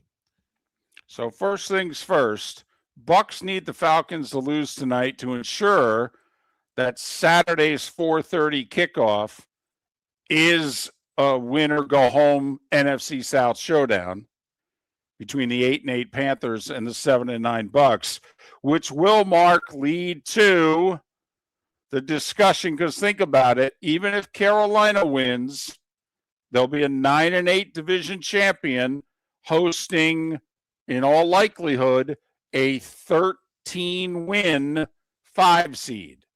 So that's a team that will have won 4 more games than them. It is possible the 8-9 Bucks, who won 5 less games than a 13-win 5 seed, will be playing host. And that will lead to the inevitable, we have to end this. This isn't fair. Okay, I don't mind division champions making the playoffs, but we need to go by record. They should be the 7. To me, it's not even worth discussing unless, and I'm being serious when I say this, because you and I are not privy to talking to owners, to talking to you occasionally are in rooms with coaches, so you hear what coaches have to say, mainly about the game that they're playing, the next day. But you're not talking to GMs on a regular basis. I'm certainly not talking to GMs on a regular basis. Pat Kerwin does. And for years, Pat has simply told us it's a non-starter. Yep. The league believes that winning the division is very important. And until the people who are making decisions at the league level waver at all, it's a non-starter for me. It's just filling a segment for the sake of filling a segment. And I think there are better things I'd rather talk about French dip sandwiches. I really would. But it's going to come up for conversation. And heck, it could come up in the AFC as well, although let's face it, whoever the 4 seed is in the AFC, they've got more gravitas because it'll be either the Steelers or the Ravens. And the winner will be above 500 for sure. But since they're the Steelers or the Ravens, they're not going to be talked about in as disparaging a way as Carolina or Tampa, when in fact, Mark, they also could be hosting, well, I don't know that they could get a 12-win team. A 12-win team. But if, let's just say for sake of this argument, if Pittsburgh wins and they throw a 10-7 up there, no one's going to complain about that. Right. If it's 9-8 Baltimore, there'll be some noise, but not like we're going to get in the NFC if it's 8-9 Tampa Bay. Right. And a 13-win Rams or Seahawks team. Right. So I get it. But the folks who run football, it is important to them that division winners are rewarded. Mm-hmm. So until they change their tune, and let's be honest, we are getting, as we all get older, people, a new generation of people are going to be running the league. Will they think differently than their predecessors? That's really the question you have to ask. And while I think it's possible they'll start thinking differently, I don't know if they'll ever get to the 75% threshold to change it. Do I think that they could get to 50, maybe even 60%? I do. Getting 24 votes, I don't think they'll ever get that. And I'm not quite sure the situation that would have to happen in order for them to, really change their mind on this. I almost think there needs to be like a 7-10 team win their division, which nearly happened a couple years ago in the NFC South. The Bucs won the division at 8-9, and it was nearly 7-10 in a 3-team tiebreaker. It was crazy. But listen, we were just talking college football for a moment. If I could just throw one thing out there, this is the nerd in me talking. You and I both made a deal. I don't know if we made a big deal, but we made a deal. We did make a big deal in terms of where Ole Miss was seated. We thought it was unfair that they were rewarded for Lane Kiffin leaving. Certainly weren't penalized. No. I don't know if they were rewarded, but they certainly weren't penalized the way teams have been penalized in the past. Right. It was as if losing Lane Kiffin didn't hurt them in any way. And so Ole Miss got the 6 seed and A&M got the 7. And look at the difference in first-round opponent, Tulane versus Miami. It's kind of an important seeding, 6 versus 7. All right? And Lane Kiffin, we thought Ole Miss losing Lane Kiffin was A, significant. B, at some point it will come back and really hurt Ole Miss in these playoffs. I would think if we're right, Mark, that time will be Thursday against Georgia when they'll really miss Lane Kiffin. With that in mind, does anyone have any thoughts about the fact that Ohio State has a new play caller? Ryan Day made the decision about a week ago in which he said to Brian Hartline, "We love you.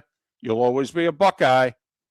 But why don't you go start that South Florida head coaching career? I'll take over the play calling from here." So Ryan Day calling the plays for Ohio State. Is that a good thing? Is that going to be a net negative? Is it going to be neutral? It's not going to matter? I mean, I think at worst, David, it'll be net neutral because it's tough to compare Saturdays to Sundays, but I'll just compare it. Dan Campbell, Pat Kerwin made the comment last week. Did you ever see a shot of Dan Campbell when he wasn't staring at the play sheet? And he couldn't, in Pat's estimation, couldn't be the head coach that he had been. So let's just say that same thing happens to Ryan Day. Is there anybody out there that doesn't trust Matt Patricia to run the defense for Ohio State? That's why I say it's a net neutral. Because I think the D coordinator for the Buckeyes, I don't give a damn what Ryan Day does. Well, the defense out there. I really don't. I'm in complete trust of Patricia running that defense. Okay. Now, when's the last time Ryan Day called plays? And do we think that Brian Hartline was this gifted play caller? And this is, we understand why Ryan Day's doing it, but is this even in a small way? Is this a net negative for Ohio State? I mean, I don't think it's going to be a negative. What I do think it could do, though, to Miami, you have tendencies on teams. You've studied them thoroughly. Well, that was tendencies with a different play caller. Even as head coach, don't you think, Mark, that there were times that Ryan Day was saying to Hartline, hey, we got to get the ball to so-and-so more, or, hey, I'd like to start running it a little bit more, or whatever. And even after the game, they look at the stat sheet and he goes, I want to get 24 involved in the game more. We've been saying this for a couple of weeks. When are we going to do it? Just little things. And you got to think it would be in third down situations that maybe Day looks at things, a red zone situation. Does he look at a play call or a player a little differently? And does that actually catch Miami off guard? Because that hasn't been an Ohio State tendency. That's what I'm curious about. If there's one guy, Mark, they got a lot of talent.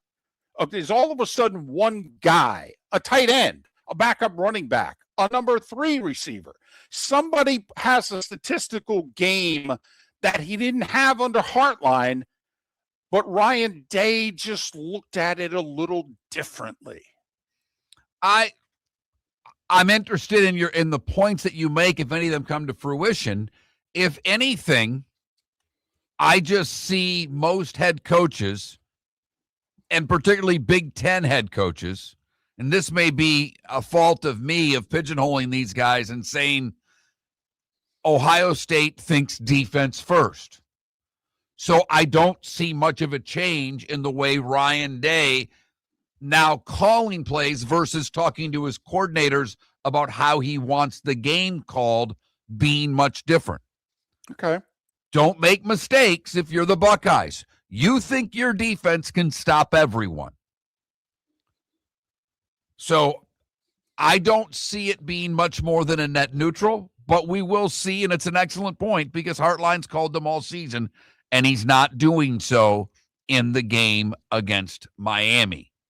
Miller and Moulton, the Diamond District Bonus Hour. Thanks for listening. American Paint Supplies, for nearly 30 years, is your one-stop shop for all your coating needs. If you are a designer, a contractor, a professional painter, or a weekend warrior, American Paint Supplies is the place where experts go to get expert solutions. At 6100 Shirley Street in Naples off of Pine Ridge, American Paint Supplies delivers the best solutions with the best products with the best support. Meet Gene and his team today at American Paint Supplies. Call 239-566-2700. That's 566-2700 or online at AmericanPaintSupplies.net. Let's talk the big differences between Floor Meisters and the big box store that sells flooring. Floor Meisters is family owned. They do flooring, not doors, nuts and bolts, or weed killer. They specialize in it. They know it.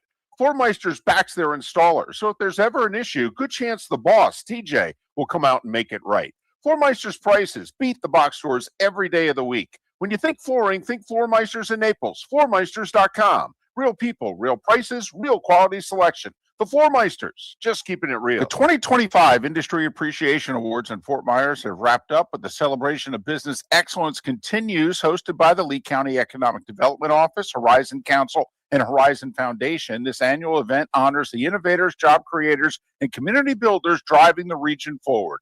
Visit industryappreciationawards.com to see this year's winners and learn how local businesses are shaping a stronger, more resilient economy for Lee County building a better community through business, sports, and tourism. Your roof is your home's first line of defense. At Pelican Roofing of Florida, Ronnie, John, and their team bring years of experience to protect what matters most, your family and your business. From residential repairs to large-scale commercial roofing, we deliver honest work, fair pricing, and quality you can trust. An upgrade on your roof can lower your insurance costs. Don't wait for a leak to turn into a disaster. Call the experts at Pelican Roofing today. 1-866-9-PELICAN. That's 1-866-9-PELICAN. Online at PelicanRoofingCompany.com. CCC 1332512. This is Miller and Moulton.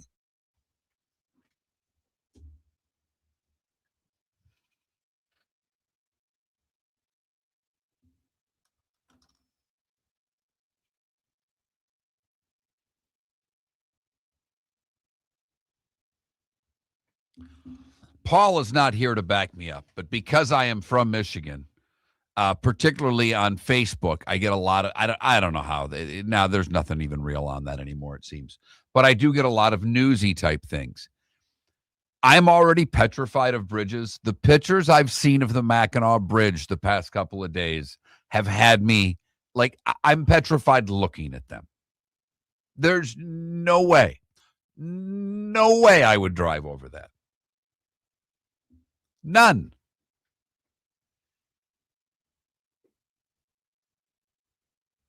Five-mile bridge in a snowstorm. Nope.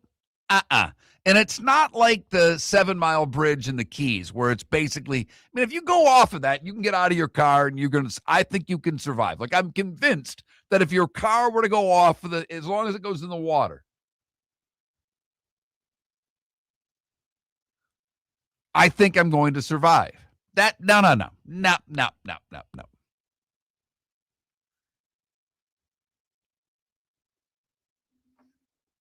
And they had to close it the other day because some guy, and I don't know if he ended up jumping or if they talked him out of it, but apparently somebody stopped on the bridge and was over on the railing.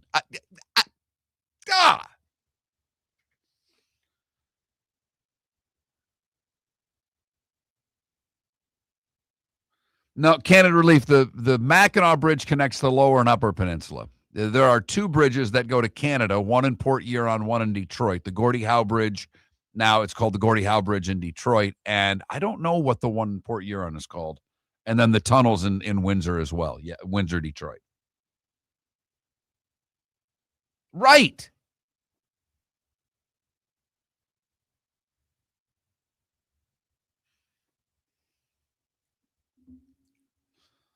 I like that you went Natalie. I mean, she's the only one, Sonny, that was killed by her husband. The rest, are they all? If they're all gone, they died of natural causes.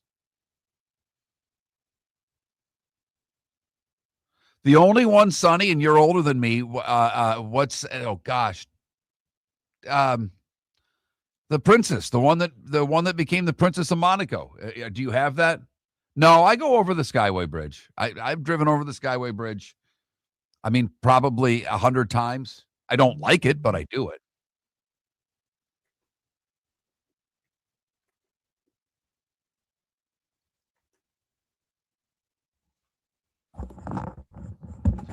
Goldie's, that's late 60s, though. I don't think you can put her on the list, Sonny. I mean, that's a little bit of laughing. She hit her prime in the 70s almost, didn't she?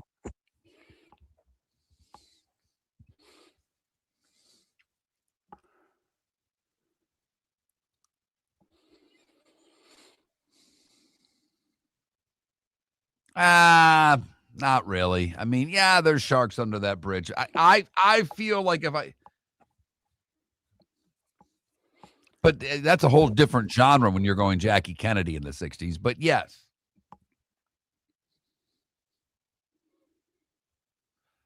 Paul, I went over the other bridge weeks or at least a month after the thing collapsed when you were on the other side doing the 2 lanes and you could see where that thing ended.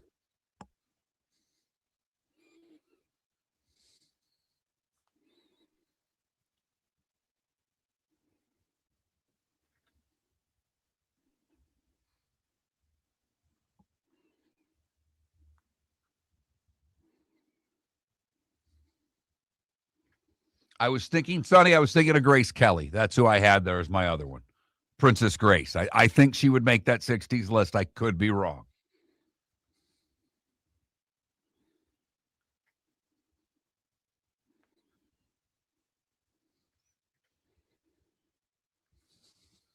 I did laugh at the story of Mary Tyler Moore, Sonny. I did see the clip of Rob Reiner talking about grabbing her tush when he was like 15 on the set of the Dick Van Dyke Show, and Mary Tyler Moore basically telling Dad about it, and him having to go with Mary Tyler Moore and Carl Reiner and apologize for grabbing her tush.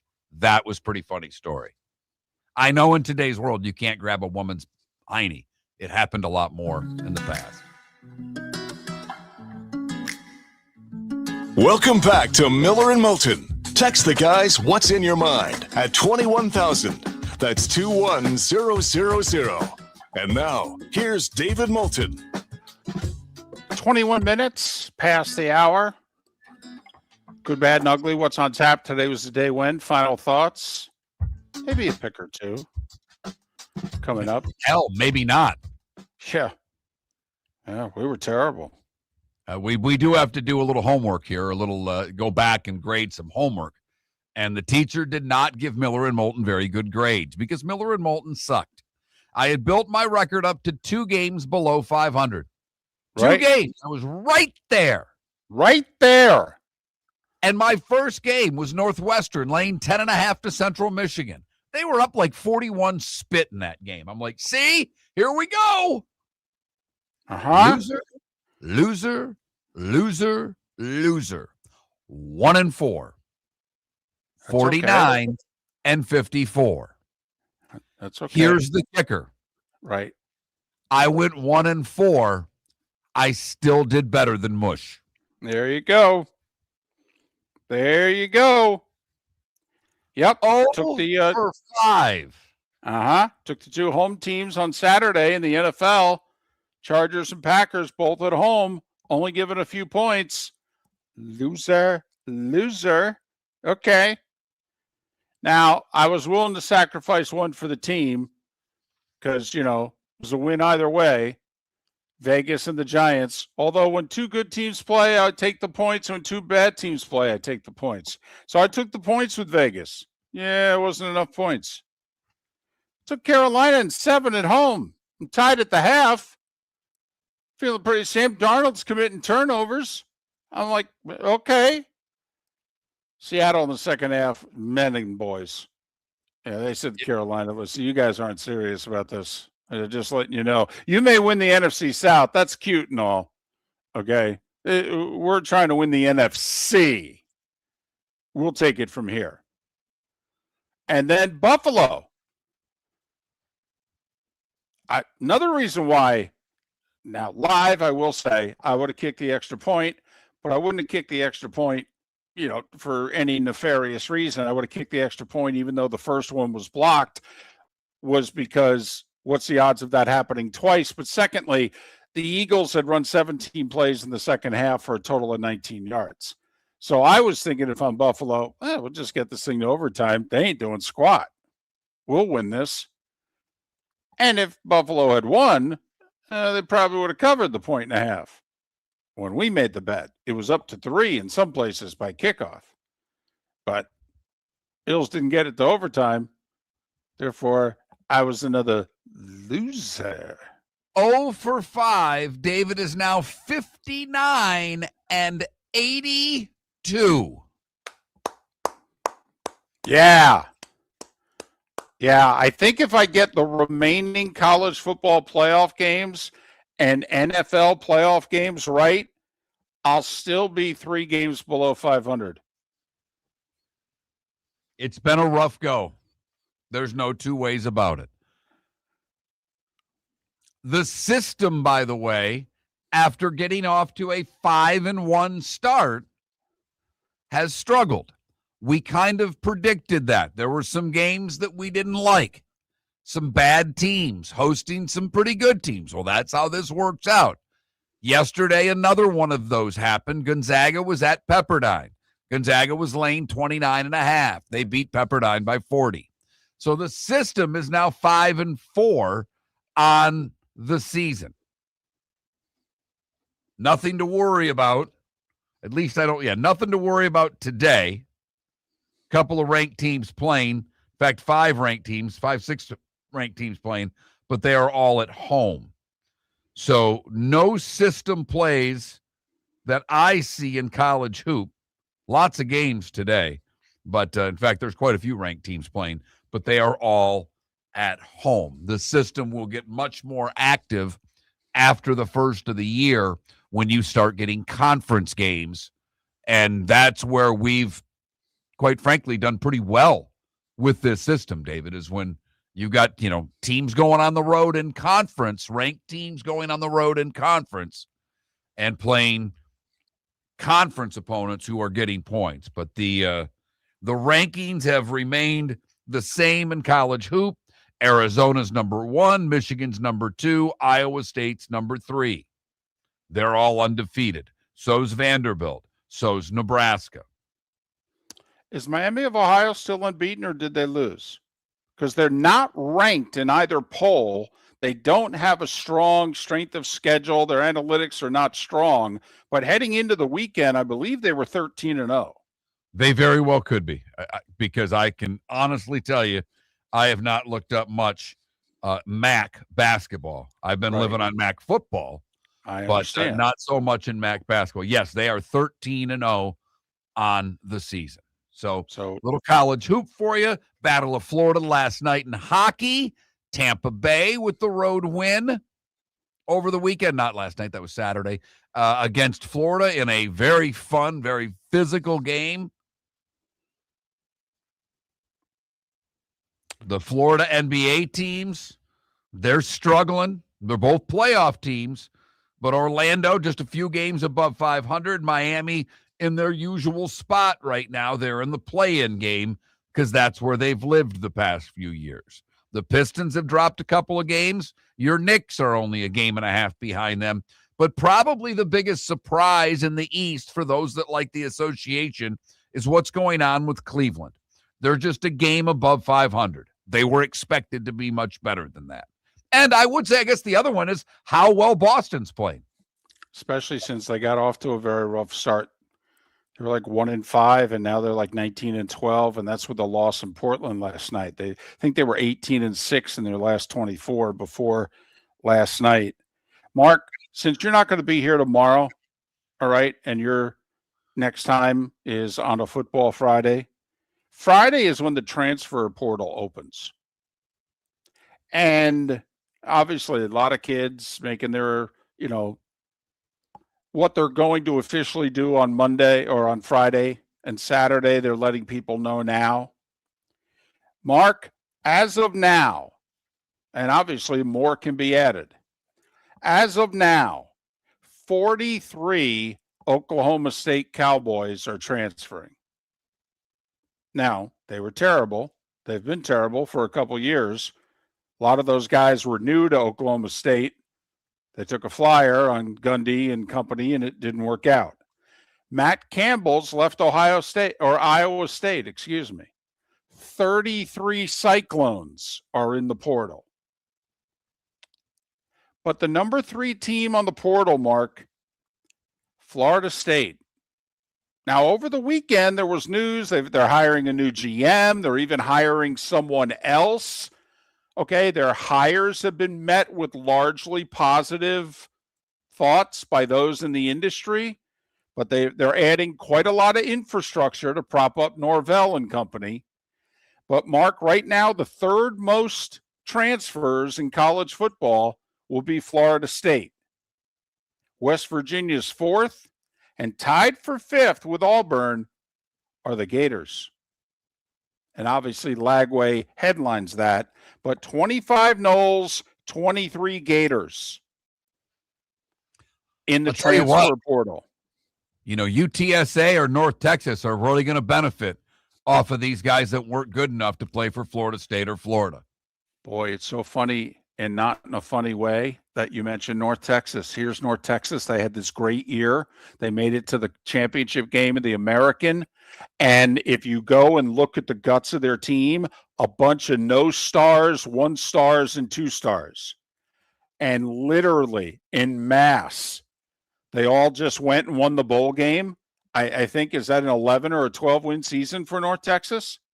Okay. And the whole guts of the team is in the portal, including their star quarterback, who was a 0 star and North Texas developed over the last couple years. And obviously, the South Florida quarterback's in. Expected he's going to go to Auburn. I laughed because there was already an article out that Golish is blowing it because a lot of the Auburn kids are leaving. I mean, that is as tough of a job as there is in the country. Those fans demand greatness, and they're in the same state as, wait for it, Alabama. Your roof is your home's first line of defense. At Pelican Roofing of Florida, Ronnie John and their team bring years of experience to protect what matters most, your family and your business. From residential repairs to large-scale commercial roofing, we deliver honest work, fair pricing, and quality you can trust. An upgrade on your roof can lower your insurance costs. Don't wait for a leak to turn into a disaster. Call the experts at Pelican Roofing today. 1-866-9-PELICAN. That's 1-866-9-PELICAN. Online at pelicanroofingcompany.com. CCC 1332512. Let's talk the big differences between Floor Meisters and the big box store that sells flooring. Floor Meisters is family owned. They do flooring, not doors, nuts and bolts, or weed killer. They specialize in it. They know it. Floor Meisters backs their installer, so if there's ever an issue, good chance the boss, TJ, will come out and make it right. Floor Meisters prices beat the box stores every day of the week. When you think flooring, think Floor Meisters in Naples. FloorMeisters.com. Real people, real prices, real quality selection. The Floor Meisters, just keeping it real. Mark Miller for Sleep Treatment Direct. They are helping me with sleep apnea. And by helping me, I mean curing me. No more CPAP machine. No more snoring. No more tossing. No more waking up exhausted. Their expert team got me the right treatment, fast and hassle-free. If you want to feel energized and get rid of your snoring, call Sleep Treatment Direct today. 444-1741. That's 239-444-1741. Sleep Treatment Direct. Sleep safe and sound. I love the week after Christmas. The energy just feels right. The rush is over. The new year is coming. Maybe it's time to treat yourself. Jason and I are in the store every day, ready to make a deal with you. Overstocks up to 50% off. Maybe you got Christmas money. Maybe not exactly what you hoped for. Or maybe a New Year proposal is in your heart. New year, new you. Do it at the Diamond District. Hablamos Espanol. Jason and Todd at the Diamond District. This is Miller and Moulton.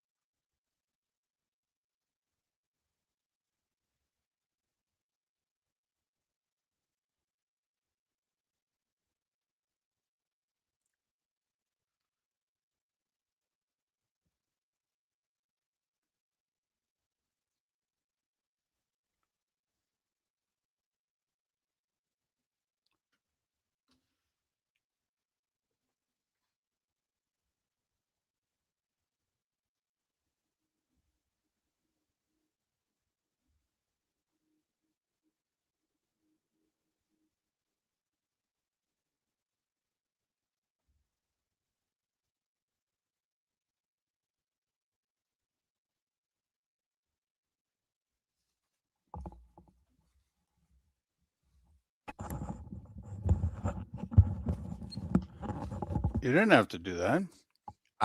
It's kind of habit, David. Gotcha. So I didn't even mention this last week, but there was a story that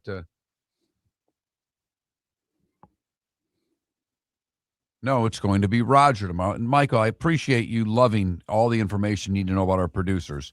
Roger's the guy who's doing it. You don't know him. You don't need to know him. We know him.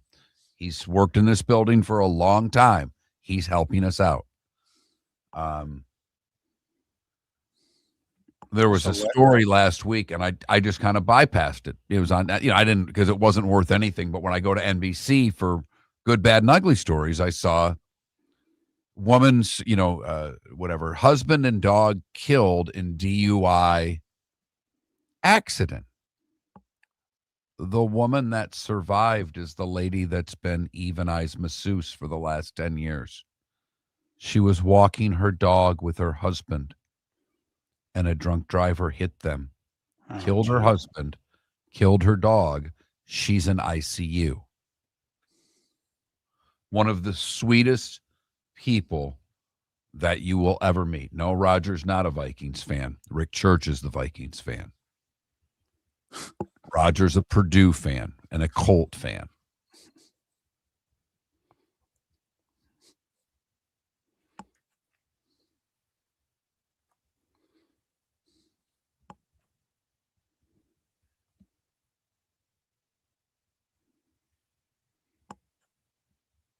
But like I said, I just bypassed the story for whatever reason. And all of a sudden I saw someone else post it in like the masseuse thing. I'm like, what? And I looked, or I saw the name rather. I'm like, oh my goodness. Just horrific. You never think when you see those stories that you know the person.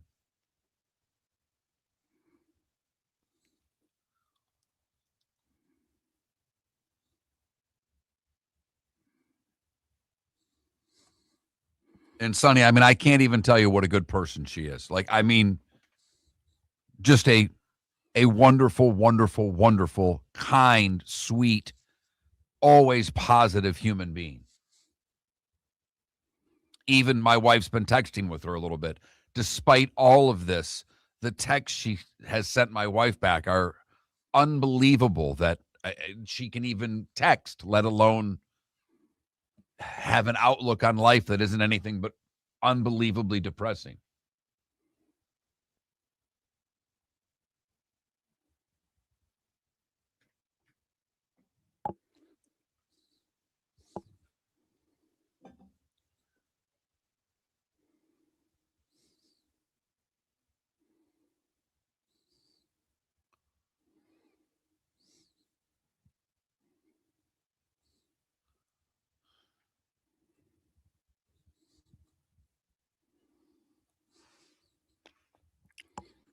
Here we go.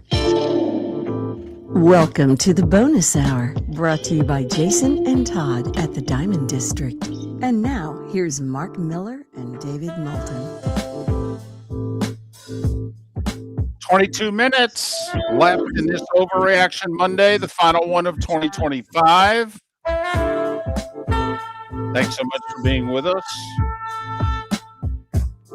Our final live show of 2025 is tomorrow. Best of on New Year's Eve and New Year's Day. And then we're back at it Friday the 2nd on a Football Friday. We'll recap what went down in the quarterfinals of the college football playoff. Look ahead to week 18 in the NFL. Got a couple of win or go home scenarios. Got a win and you're the 1 seed, lose and you're a wild card scenario. Bunch of games that impact seeding. And not only that, the transfer portal opens up on Friday, and the Rangers and the Panthers play in Marlins Park. And we'll see if that's going to work. Playing a game, indoor or outdoor, in a baseball stadium in Florida on January 2nd. I got a funny feeling it will be very well attended. One, they can close the roof if it's too hot and it's not going to affect the ice. But I do think the fact that it's the Rangers doesn't hurt. But I do think there's a lot of Panther fans now. There's a lot of new Panther fans. And the opportunity to pack a baseball stadium for a hockey game, and that this has obviously never happened down here before. I think this will be a big deal. I do too. Plus, it's an event.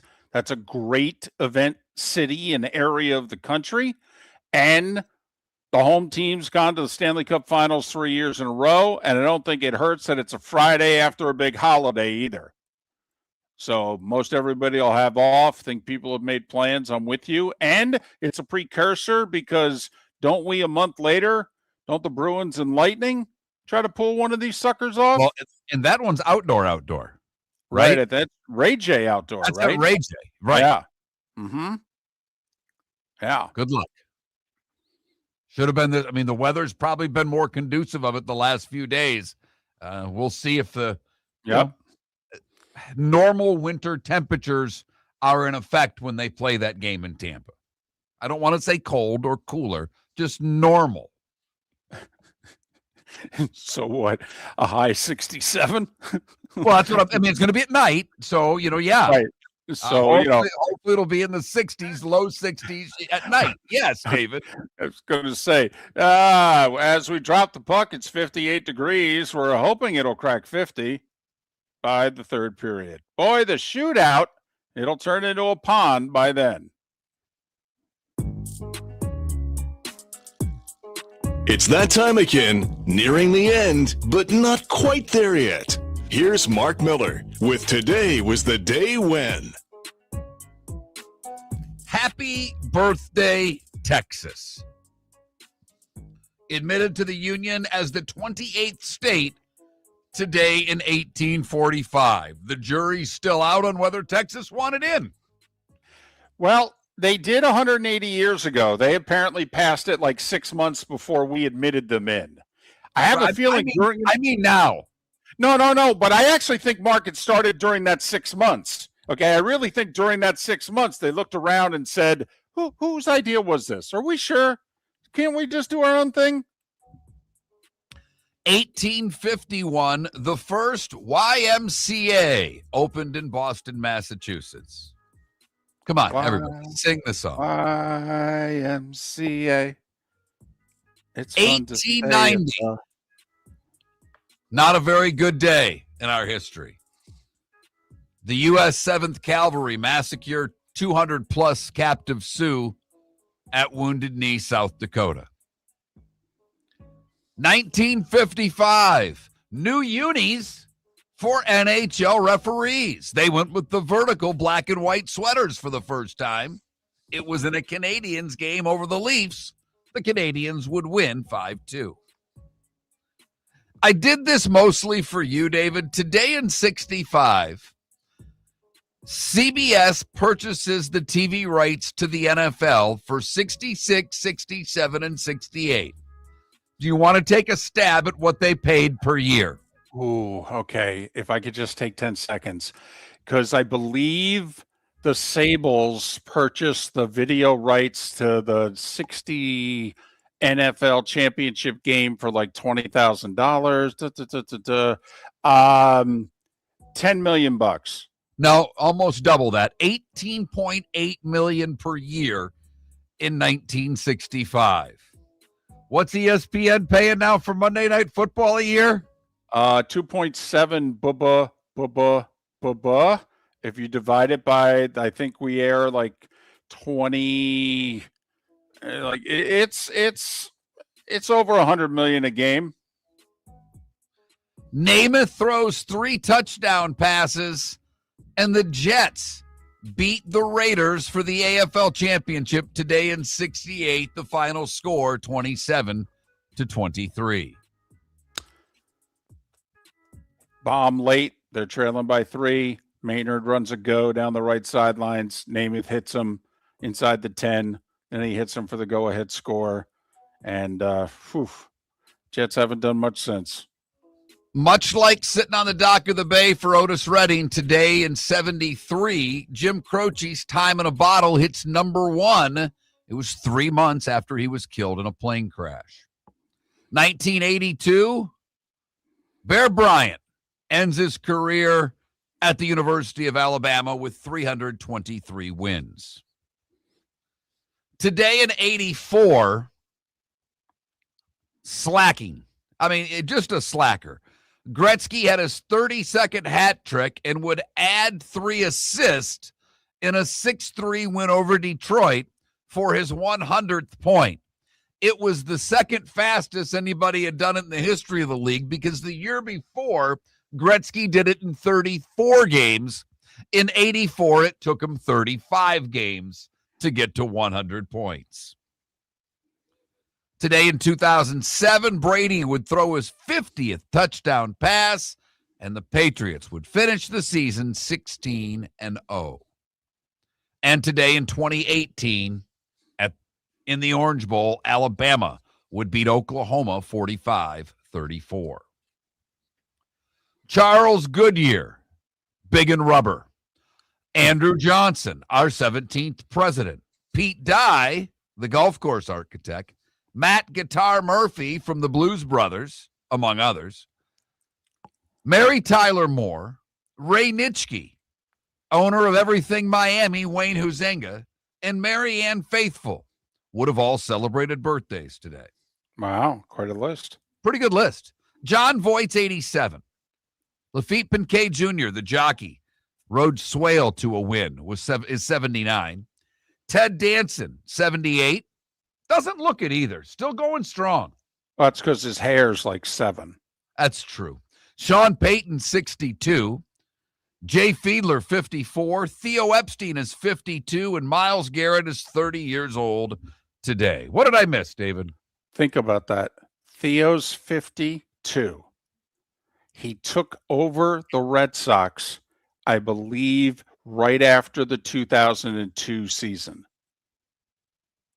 He was still in his late 20s when he took over the Red Sox, and he was the guy that ended the jinx. And then he goes and does it with the Cubs. Right. And ends it for them. And hell, that was 9 years ago when he was the ripe old age of, well, at the time, he was 42, since he turned 52 today. How about that? First 15 years in baseball, what'd you do? Well, I snapped the Red Sox curse and the whole Cubs Billy Goat thing. Well, how old are you? 42. And Paul, I'm with you. Big Jim Croce fan. I'll take Croce over Harry Chapin every time. That's just me. It's just me. Not me. Time to see life a little bit differently. Here's Mark Miller with the good, the bad, and the ugly. What you got, Mark? Much peppier songs from Croce. Harry Chapin with depressing songs. Very depressing. I mean, you don't mess around with Jim, working at the car wash blues. You know what those are, David? They're peppy. There's something snappy. There's no doubt they're different. You got to remember, though, Mark, I'm a Springsteen fan. Have you listened to The Rising lately? Or The River? I mean, right. Pick which album wants to have you in the fetal position in a ball crying, begging for your mother. Right. How about 30 songs that could be the theme for Shawshank Redemption? Right. So, you know, I don't know. Maybe there's a darker side to me than I'm willing to realize. Too funny. For the good, we go to Tucson, Arizona, where Engine 16 was heading back to the station from an unrelated call on Christmas Eve when they were flagged down by a group of several drivers.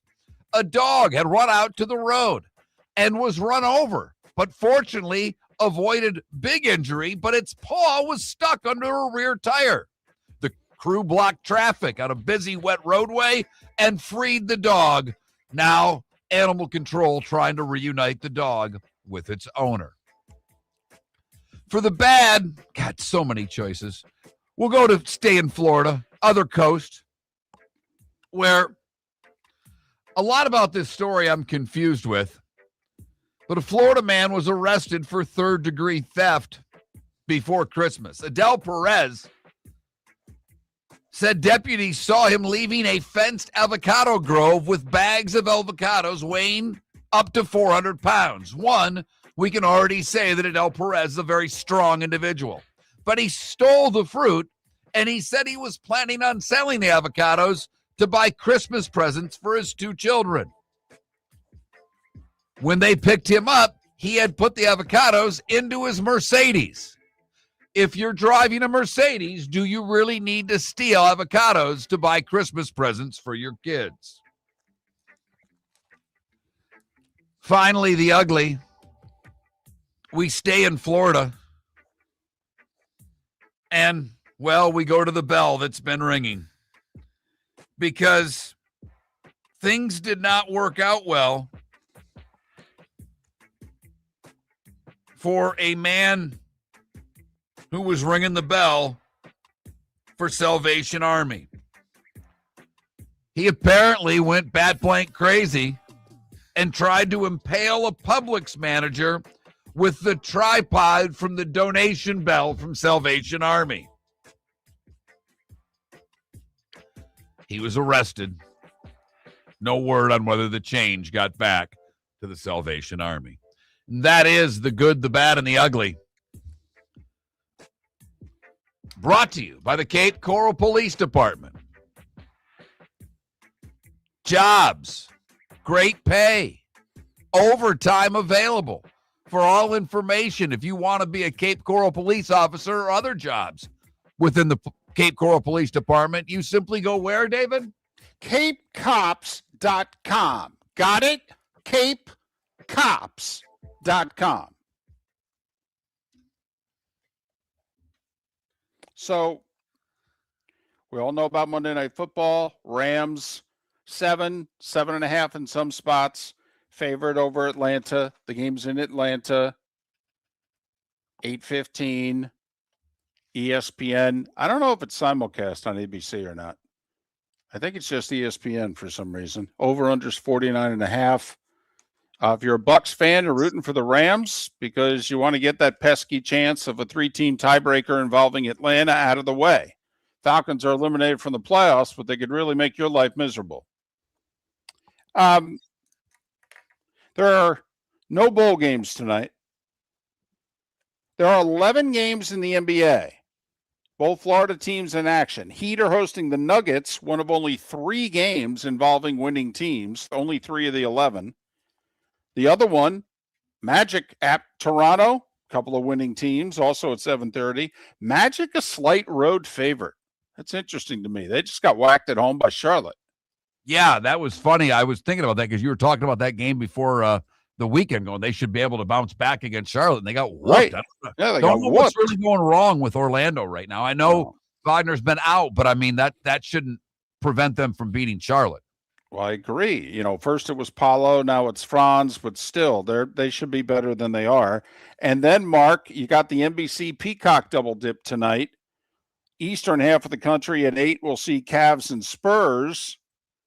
And then the western part of the country on Peacock, we'll see Dallas and Portland. See a little Cooper Flag action, who, by the way, has looked terrific. NHL, also 11 games in action. And one of them is the Panthers. They're hosting the Caps. Ovechkin scored the other night. He had gone a while without scoring. He's on pace. He's like barely on pace to score 30, Mark. And Ovechkin's got that long 30-plus goal streak per season. I think he's done it like every year of his career. So, and he's barely on pace to get 30 right now. They're about midway through the season. He's got 14. He can score in bunches, though, so you he does. never count Ovechkin out. No. I've got the day off tomorrow. David will be holding down the fort with Roger. Have a great rest of your Monday, and thanks for listening to Miller and Moulton. Your roof is your home's first line of defense. At Pelican Roofing of Florida, Ronnie John and their team bring years of experience to protect what matters most, your family and your business. From residential repairs to large-scale commercial roofing, we deliver honest work, fair pricing, and quality you can trust. An upgrade on your roof can lower your insurance costs. Don't wait for a leak to turn into a disaster. Call the experts at Pelican Roofing today. 1-866-9-PELICAN. That's 1-866-9-PELICAN. Online at pelicanroofingcompany.com. CCC 1332512. The 2025 Industry Appreciation Awards in Fort Myers have wrapped up, but the celebration of business excellence continues, hosted by the Lee County Economic Development Office, Horizon Council, and Horizon Foundation. This annual event honors the innovators, job creators, and community builders driving the region forward. Visit industryappreciationawards.com to see this year's winners and learn how local businesses are shaping a stronger, more resilient economy for Lee County, building a better community through business, sports, and tourism. When Glass Doctor replaces your windshield, we don't just send you on your way, we send you off protected. Your local Glass Doctor includes the industry's only 12-month windshield protection plan at no extra cost. That means unlimited chip repairs and even a one-time replacement if needed. High-quality service backed by real peace of mind, right here in your neighborhood. Glass Doctor, Glass Doctor. Call the Glass Doctor, we fix your pains. Oh yeah. Exclusions apply. See your local glass doctor for details. American Paint Supplies, for nearly 30 years, is your one-stop shop for all your coating needs. If you are a designer, a contractor, a professional painter, or a weekend warrior, American Paint Supplies is the place where experts go to get expert solutions. At 6100 Shirley Street in Naples off of Pine Ridge, American Paint Supplies delivers the best solutions with the best products with the best support. Meet Gene and his team today at American Paint Supplies. Call 239-566-2700. That's 566-2700 or online at AmericanPaintSupplies.net. Cape Coral Police Department is growing, and they want you to be a part of it. They're hiring new officers. Starting pay is between $74,000 and $90,000, depending on your experience. And with a $10,000 hiring bonus, you could be making $100,000. Enjoy paid holidays, off-duty details, plenty of OT opportunities. They're also hiring dispatchers and professional staff. So go to CapeCops.com. CapeCops.com. Be brave, be best, be Cape. When you're craving the real taste of Chicago, there's only one name to know. Jimmy the Beef Guy. We're talking tender, juicy Chicago beef sandwiches. Whether your party's for 10, 100, or 200, bring game day to your house with Jimmy the Beef Guy. The catering packages come with the beef, the gravy, the peppers, the bread, everything you need. 2 convenient locations, Fort Myers and Bonita Springs. Skip the ordinary and bring the beef. Jimmy the Beef Guy, Chicago flavor, Southwest Florida style. Call today or visit jimmythebeefguy.com. Tell him Miller and Moulton sent you. This is Miller and Moulton